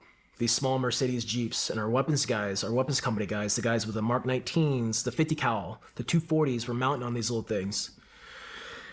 And I remember they push up in an L shape to provide support so the infantrymen can continue to push up and bound as they were trained to do. Bound from one place to the next place, and we're gonna clear this village, this city. And then, like that, an IFAB just disappears. And it blew up, like literally like right in front of us. And I was like, holy fuck, this is real. Like I always knew it was real. I heard the stories. I saw the explosions. I fucking saw the holes in the bodies. But now I'm there in the thick of it. There's no chow time. There's no break. There's no pee break. This is it.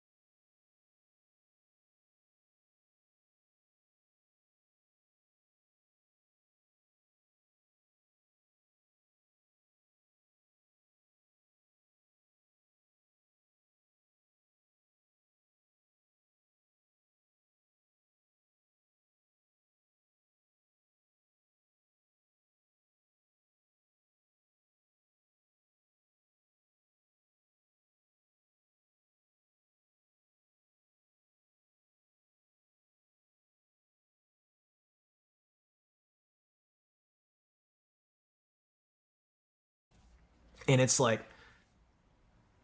maybe 7 in the morning, 8 in the morning. The day has just begun. And that doesn't stop anybody. We push the fight. We continue to push. Now sporadic gunshots start happening. Now we have ground elements that are maneuvering. You know, now we're in this hustle and bustle. There was no martial law. There was no stability operations. This is a fight now. And still not to the full capacity of what was awaiting us in Fallujah. And at the time, to me, as a point man on a sniper team, I didn't think there was a lot of planning. I'm not saying I was a master planner back in the day, but I learned about phase lines later in life. And there was no phase lines during this. There was no limits of advance. There was no real plan. It was, hey, go here, move forward. It was kind of like throwing spaghetti at the wall, see what stuck. And so we get tasked again. We're like, hey, you guys push forward, establish overwatch. You guys push forward, relay back to us, and the grunts will push forward also. We're like, okay. So that's what we did. And now we're getting targeted. I find myself on another rooftop. And as a point man, I'm holding rear security, baby.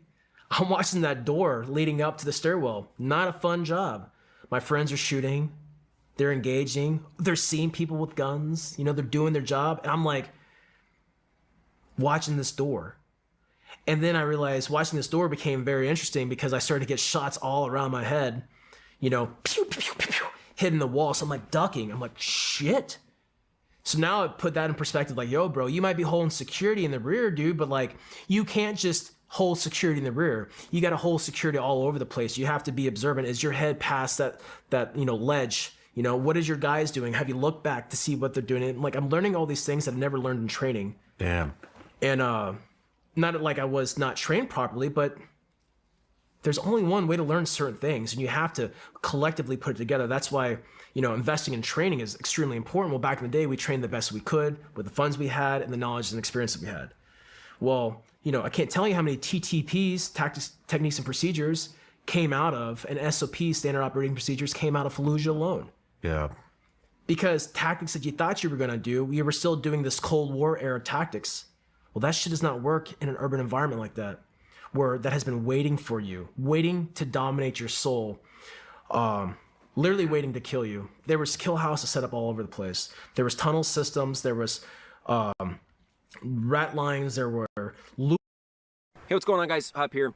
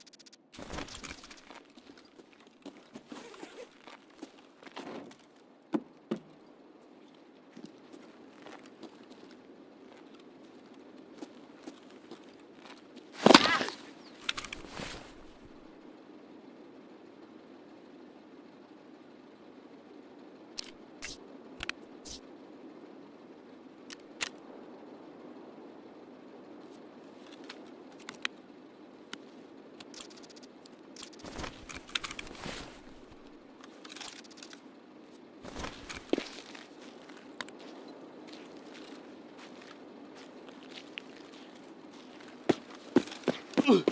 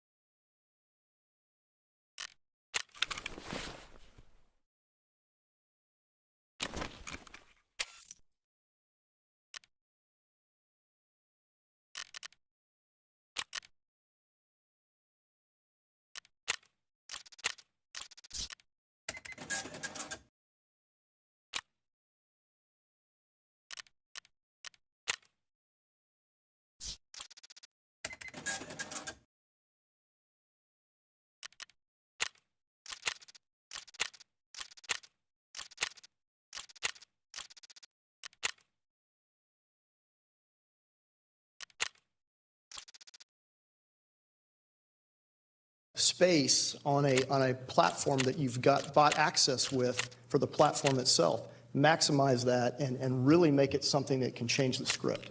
And I'll add for the mixed part of this, I think, as always, we want to start target backwards. So I think there are kind of like three big categories of targets I would want to talk about. One is hardened, deeply buried targets, which require a very specific type of munition, which is often, and I can't scientifically think of anything that isn't stand-in that does that right now. Maybe we'll figure that out in the future, but hardened, deeply buried targets are critical, and if our adversaries are learning anything from our operations, they're starting to put more things underground, and the earth is a pretty difficult thing to penetrate, so hardened, deeply buried targets are one, and scientifically, I think right now those are stand-in, which requires, you know, some type of kill chain disruptor, whether it's amazing EW or stealth or whatever it is that gets you into the target, and you have to be big enough to carry really, really huge bombs for hardened, deeply buried targets.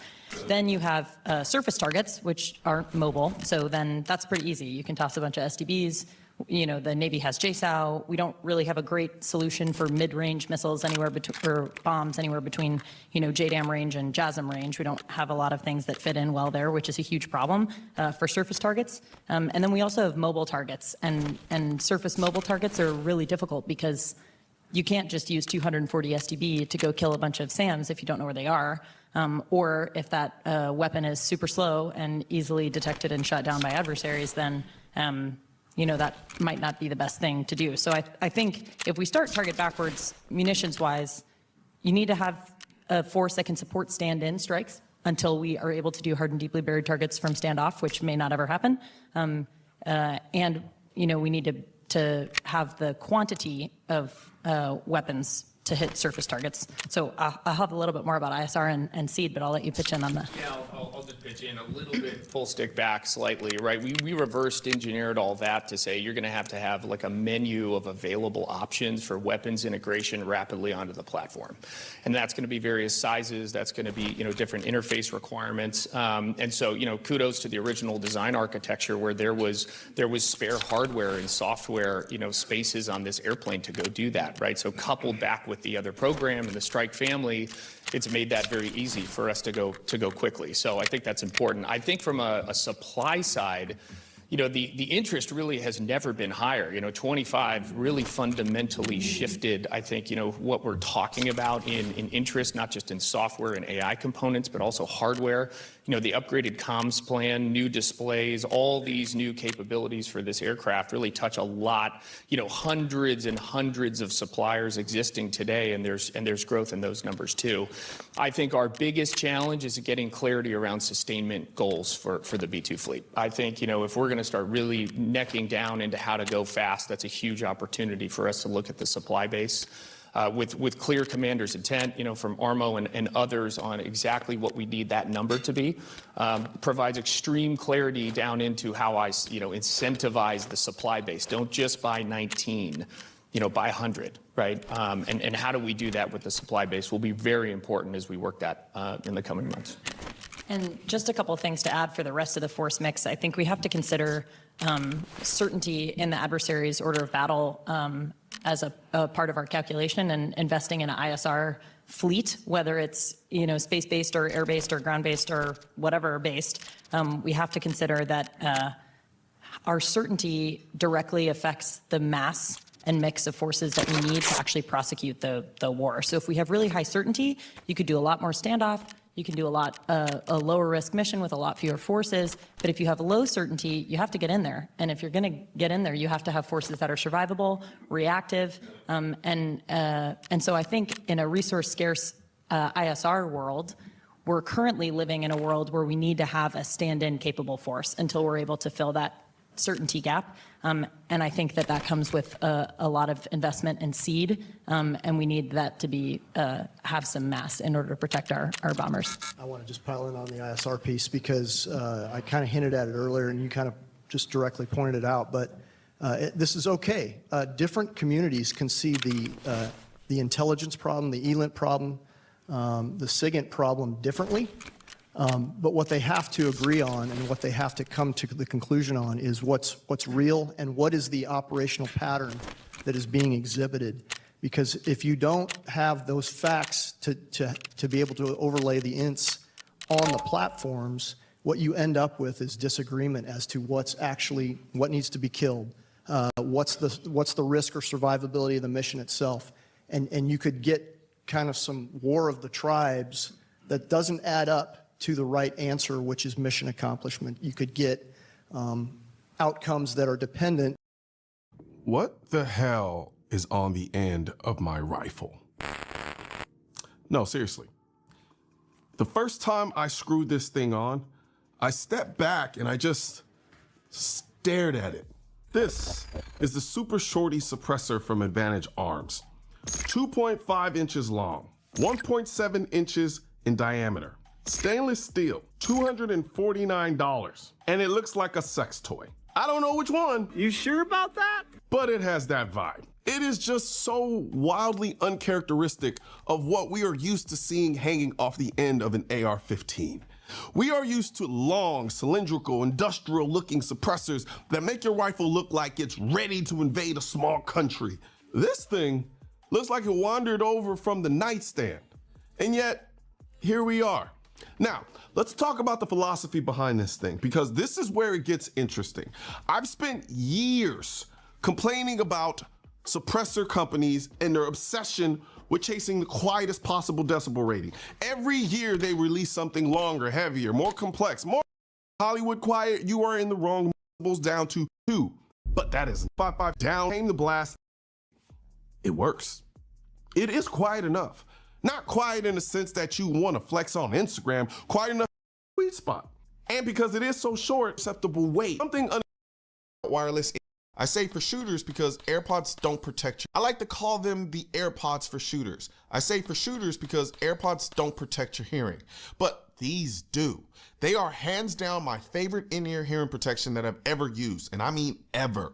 They have an NR 25 dB auto noise blocking. They can enhance your hearing by 6 times. They have advanced noise cancellation, Bluetooth connectivity with high fidelity speakers so you can take phone calls and listen to music. They have a battery life fit in not only at the gun, additional 30 hours in the charging case. Phone calls and listen to music. They have a battery life of 10 hours with an additional 30 hours in the charging case, and they're low profile and stylish enough to fit in not only at the gun range, but in your gym, while you're studying, working. Available on my store at shop.mrcoleonnoir.com. Rifle are getting smooth. Not only it's either gonna change your life or arrive broken in a bag. Sometimes you lose that gamble. This time you don't. And here's the beautiful, see what I mean? Not it doesn't overly chasing silent, the complete opposite 1.75 SS suppressor. And first of all, whoever is naming these things, we need to have a conversation. Give it the super, you can shorten it, you can scale it depending on what you are running. $5 for something, shortening it for 5 suppressor, whatever. And there's something very Bourdain about it. In the World Award. And honestly,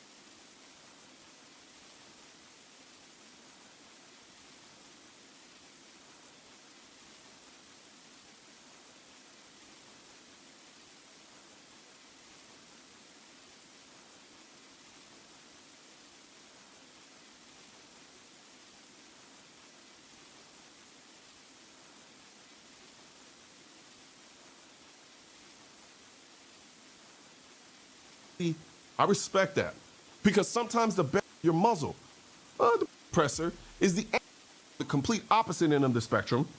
Advantage Arms sent me something else, the 1.75 SS suppressor. And first of all, whoever is naming these things, we need to have a conversation. Give it something cool because this suppressor is the anti-Super Shorty. Where the Super Shorty is compact and subtle, this thing is big, bulky, and heavy. And quiet. Very quiet. And here's where it gets interesting. It's modular, fully modular. You can configure it long, you can shorten it, you can scale it depending on what you are running. 5.56, 308, all the way up to 338 Lapua. That is insane versatility. Most suppressors in that size category are easily pushing $1,000. This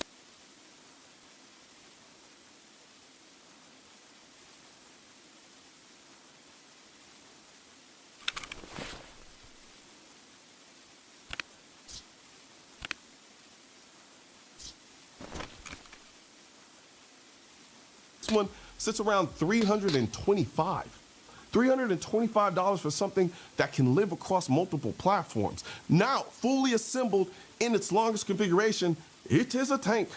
Let's be honest, it throws off balance. It is not the prettiest thing hanging off of your muzzle, depending on who you ask.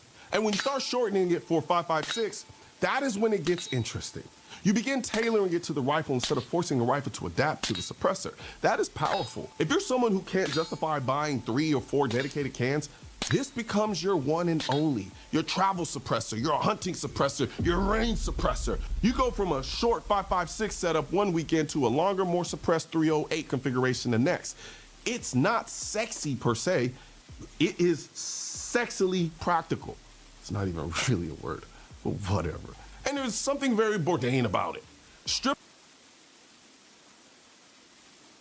When trying to decide between the short or long version of the suppressor, each will have its advantages. The 5 baffle shorter version ends up only adding 4.75 inches in length to the end of your firearm. Great for those that need more maneuverability and some weight savings. At $199, the price is hard to beat for a suppressor of this capability. With the longer 9 baffle version, you are getting everything that the Shorty does, plus some added flexibility to adapt to your mission needs.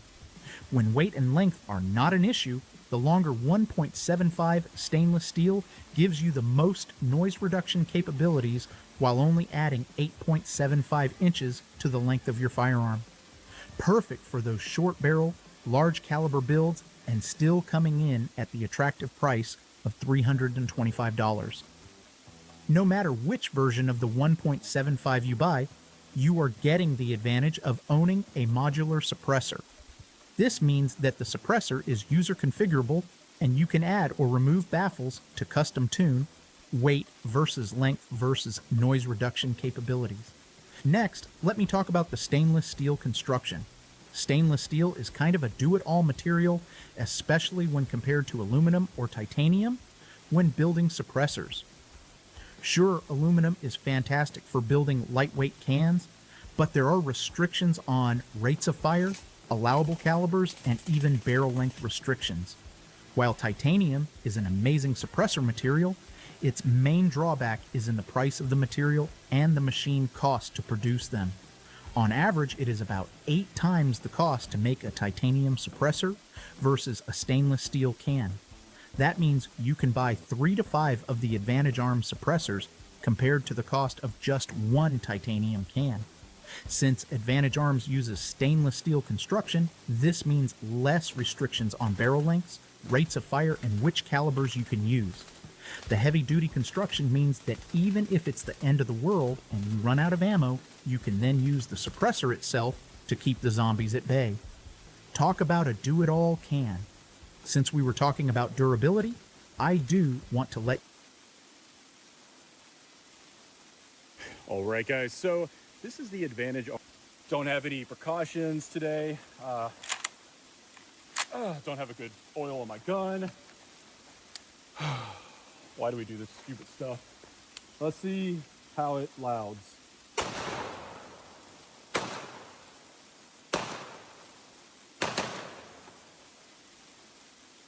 Honestly, I can't tell the difference between suppressed and unsuppressed, or unsuppressed and suppressed with this suppressor. But hey, did not blow up. Full video coming soon.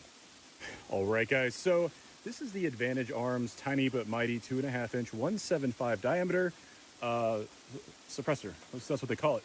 As you can tell, I'm super confident, not wearing ears, don't have any precautions today. Don't have a good oil on my gun.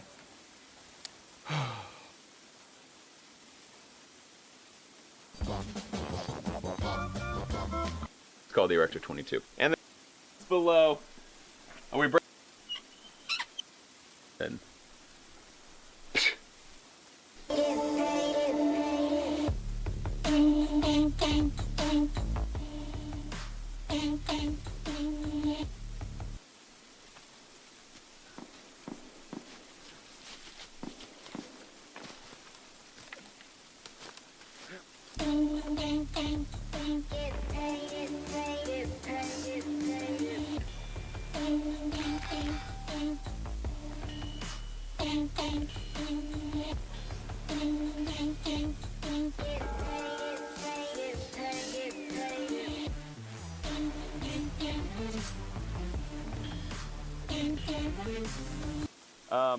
We just want to see how quiet it is. So subs, usually the first one's a little louder, they get a little crack, and then after that they're pretty quiet.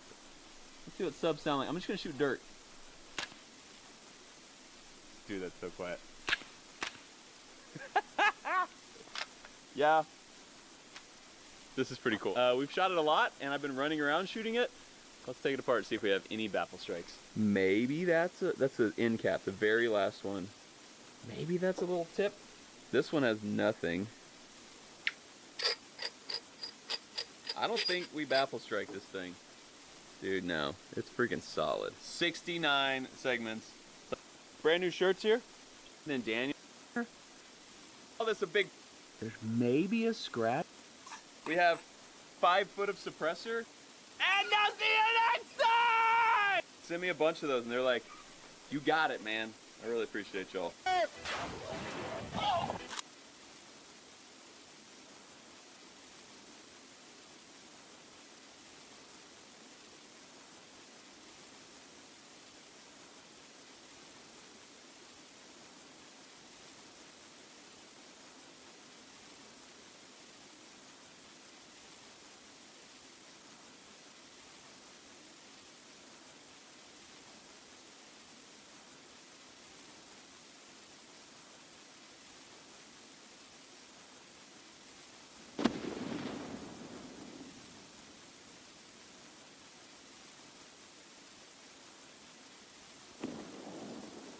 These are the world's smallest apartments. They are only 16 square feet in size, and they are known as coffin homes. Inside, it's impossible to stand up or even stretch your arms. Some aren't even wider than the residents' shoulders or longer than their body. Despite this, these coffins are utilized as a living room, a kitchen, and a bedroom at the same time. Hong Kong has had the world's most expensive housing market for 14 years. Around 200,000 people have no choice but to live in these homes. This is one of the richest cities in the world, and we're gonna witness how these people survive here. Some people have to live together in a single coffin, and some even barely fit inside their own homes. In this documentary, we'll also spend a full day with a coffin home resident who has lived in miserable conditions for 16 years. First, we're starting with the most comfortable one. Each floor in this building has 20 to 30 coffin-sized subdivided apartments. I can't even stand up. This building was not originally designed like this, but through illegal renovations, they split this floor horizontally into 2, squeezing in an extra level to fit more people inside. That's why the ceiling height is incredibly low. Look, one floor has been split in half to create 2 levels. This is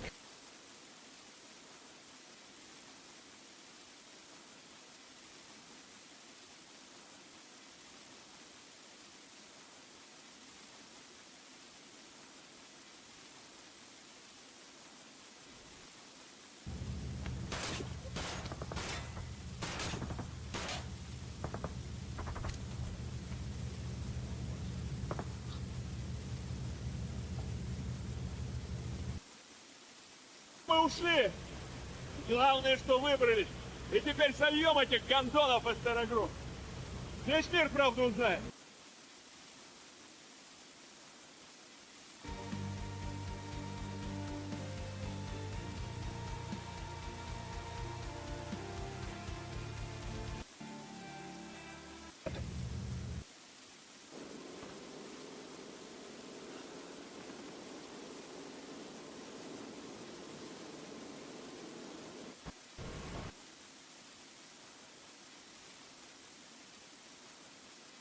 You don't know this? Kevin is a fucking serious martial artist, too. He can hit, man. He's got fucking power. This is a cool thing. What we were shooting Here Comes the Boom at the end with Christoph Sosinski when he lifts him up for the armbar. So they see this coming and they bring in a crane with a cable because it needs to be controlled, of course, for the film. So he's asking, he says, oh, by the way, can I have your attention? So all these extras are there. And he says, Christoph, lay down. So Christoph puts him in an armbar. He lifts Christoph up above his head, puts him back, lifts him up above his head, brings him back, does it 3 times in a row. He says, did you see that? I just want to bring it out there so people can see because now the cable comes in, otherwise everybody says that I can't do it. And everybody was like, what? And his speed and his punches, if you see him, that's not sped up on Here Comes the Boom. You don't know this? Kevin is a fucking serious martial artist, too. He can hit, man. He's got fucking power. This is a cool thing. What we were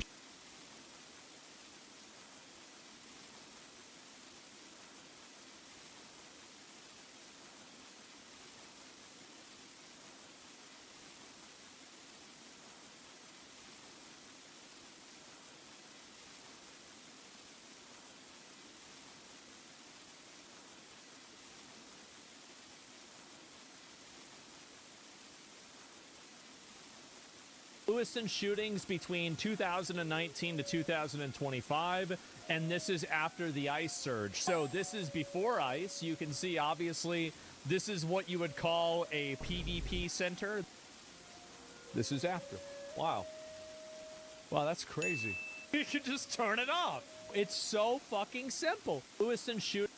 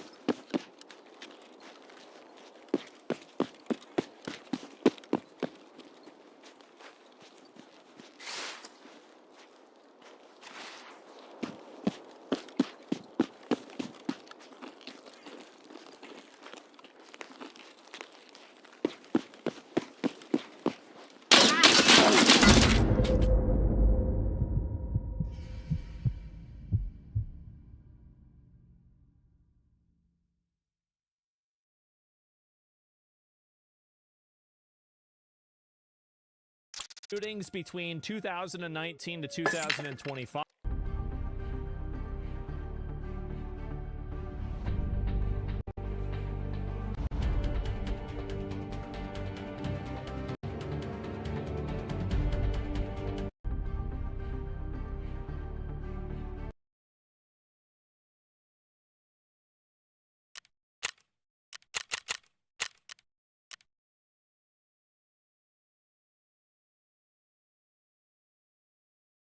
If you click the background track off the Bad Bunny performance on halftime, you'll see why Latino people are like, this ain't even Spanish. Watch this.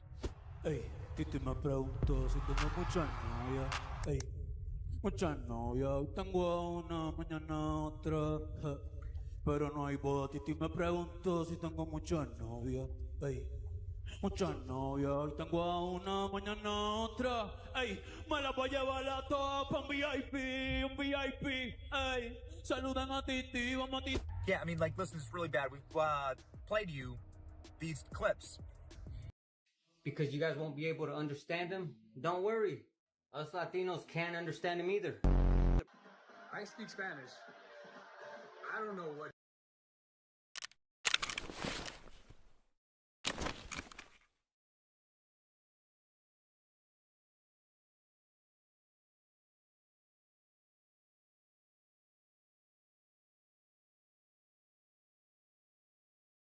BSG developers have just fixed Irachi. This is how you kill him after the patch. This will be a full and comprehensive guide which will include how to pick your weapon, how to peek him, how to loot him, and how to cross to him.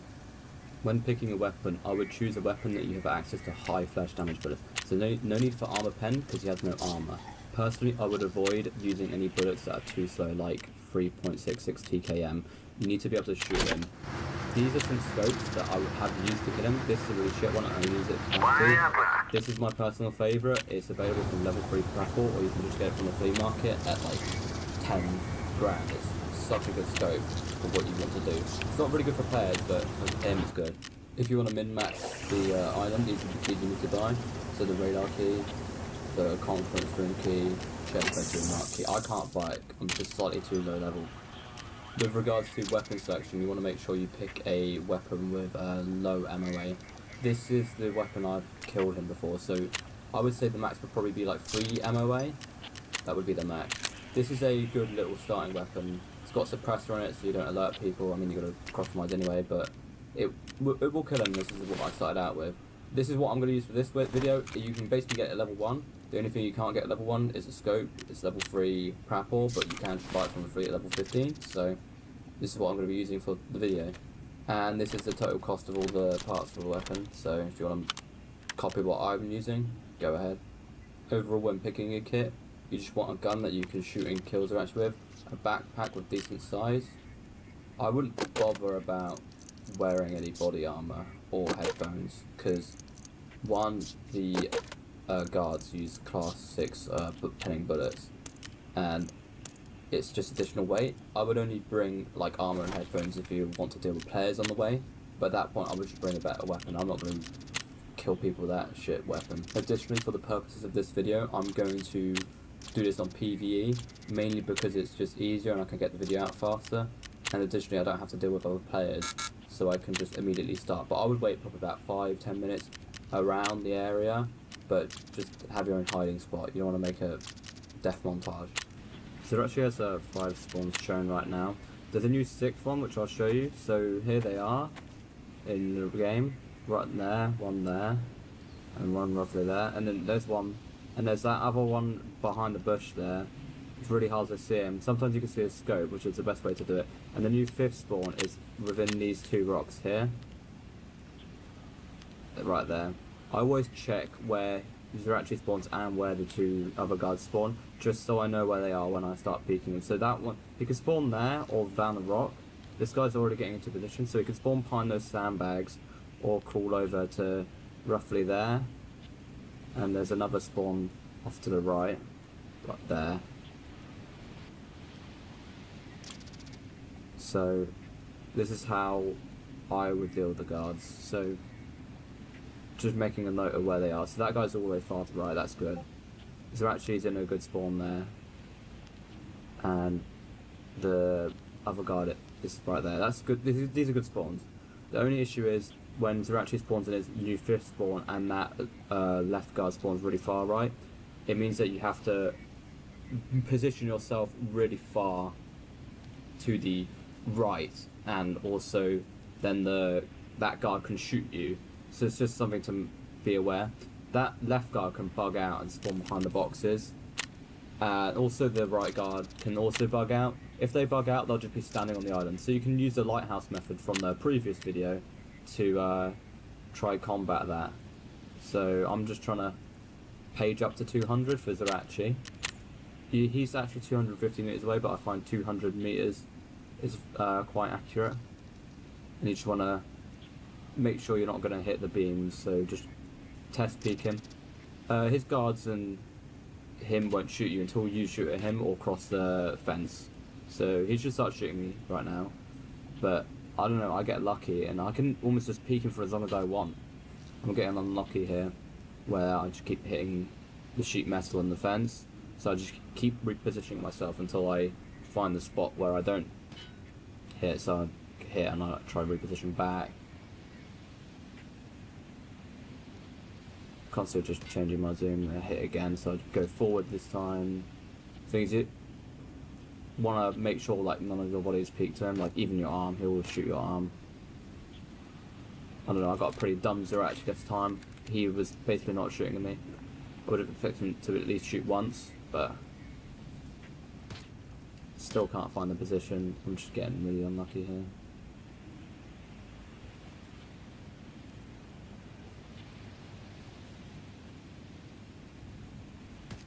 Finally found the position.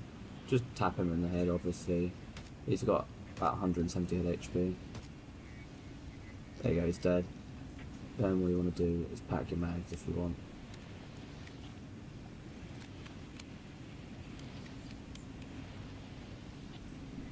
I stood up here basically because I forgot what I was doing, but basically now we're going to kill the left guard. So I'm going to get into position, ready to peek him. I'm going to change my 0 to 150 meters because he's basically 150 meters way up on this rock. I'm just test peeking him, making sure I know how to peek him from this spot. And he will still shoot me because obviously I've just aggroed Zerachi.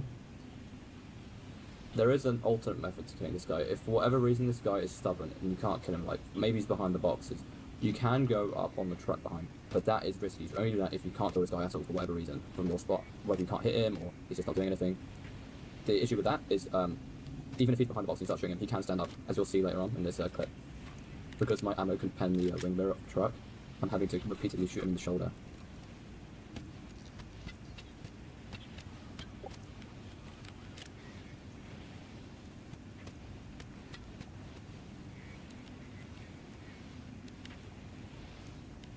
Right, to eliminate the right guard, so you need to stand up.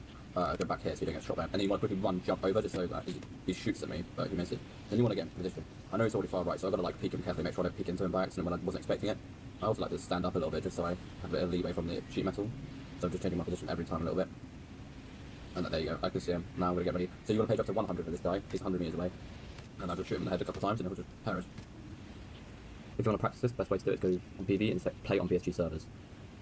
This is when you play offline. As you can see, the mines will act like completely different to online. So this is the main mine. So if you look at my crouching, I'm going to crouch up to the last notch before the top, and it'll pop immediately. Whereas here in online, that mine pops fine, but this mine, I'll jiggle it, and it won't pop immediately. But if I leave it there, I'll just die. So that's something to keep in mind. So in order to cross the mines, you need to pop that mine behind the concrete there. It will just pop like that. It's simple. Then you want to pop like some sort of mine down in like the edge where the sea defences are. Easiest way to do that is to prone into these concrete slabs. Just like press into it, and then it'll blow up there. Then you want to stand up because there's a mine right there, and you want to crouch back into it. You can stand up and walk into it, but this is the safest way. And you want to stick to this edge because there's a mine there and a mine there. So just stick on the one edge. There's a mine up behind that sandbag as well. Alright, and then you want to go around and prone. I saw some people having some issues with this mine, so you want to have that like concrete line in the first third of your screen and pull back. It will like change as you pull back, so you want it in the first third of your screen as you're pulling back, and it will just detonate the mine below your feet. Like that. There's a mine below that truck, so you just want to stay away from that truck. There's just a mine there, it's facing the other way, so you don't have to worry about it as you walk in front of it, of course. There's a little crap claymore, a wooden mark. So, also, I saw some people having issues with this. You can jump over into there. There's a video on my channel, I'll leave it in the description if you want to do this method. But this is quicker to just jump into that bit, so you jump from there to there, into the front of it, or into the middle of it. If you land in the back of it, you'll probably die, so just land right in for the front of it. Don't slip out, you'll die if you slip out. So you want to land on it, like that. I slipped in, but that's fine, I prefer slipping in, to be honest. And then you want to walk out and do this. When you pop these lines, you don't want to shimmy, you want to just go for it. Shimmying causes your head to jolt, and you will die. That just pop the road mine so you can go back. Again, just run along here, get up to the box, and line up in the box. Saw some people having some issue with this as well, so you want to line up at the top of the moss here, and just walk along it, and then get in line with the fencing line, and just go down to that line there, and just yeah, there you go, crouch. And then you want to pop the mine by either standing up or just going up like that. You can run this last section here, but if you want to be 100% safe, just call it. Because there's a mine behind that sheet metal in the corner there, as you can see, it's right there. That will sometimes kill you, so just be careful about that. That mine will pop for free, so that's how you get across. Just pop this and you're in. Just one thing to keep in mind is don't go near the fence. You'll probably pop a mine and die. And now that we're on Zerati's Island, this is how you loot the island. So back where we just came from, there's ammo and food spawns over there. I would not loot that box, you'll die because of the mines. Yeah, just do not go here because you can just pop around a mine and die. It's very random sometimes. Sometimes it's fine, sometimes it's not. Just don't risk it. There's a valuable spawn in that box here. Found a couple of bitcoins in there. Ammo spawn. More ammo spawns along here. Maybe in that box as well. Some food spawns and ammo spawns about here as well.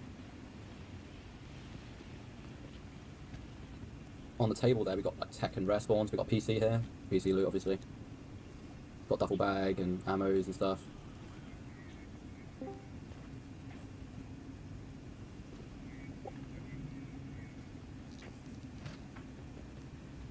Alright, the kitchen will have food in it on the tables. Behind, there's a jacket that spawns there. Behind, there's two jackets here.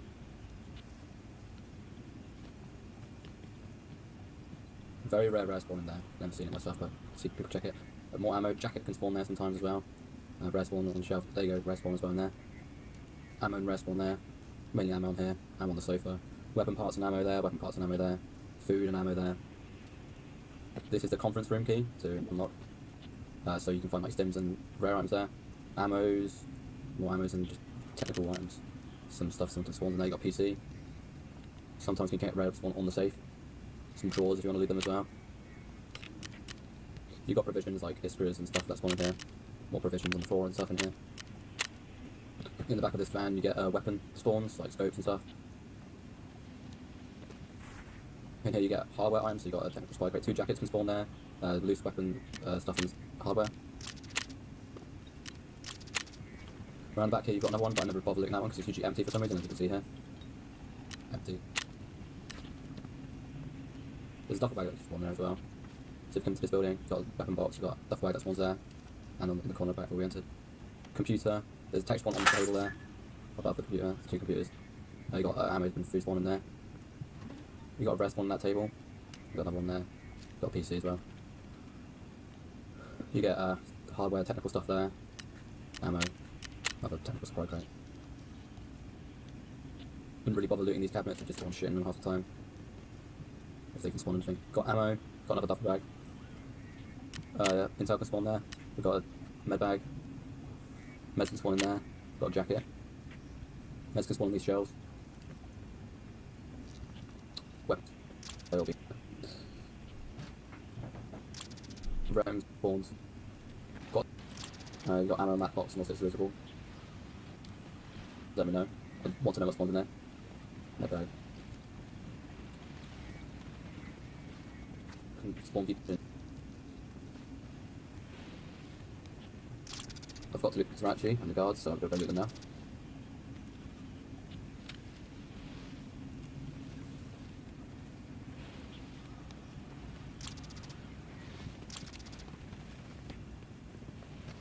Got jacket spawns and got one of these boxes on them. Got a weapon. Got a food crate there, but ammo on these visions, spawns on there. I'm gonna get 2 stems from this spot. You have like ammos and stuff along these boxes. Some parts. I try out. More weapon parts. I try out cut the corner off and just break my legs, but you can go down if you're doing it properly. I didn't. Just gonna loot the one last guard over here. That'll be it.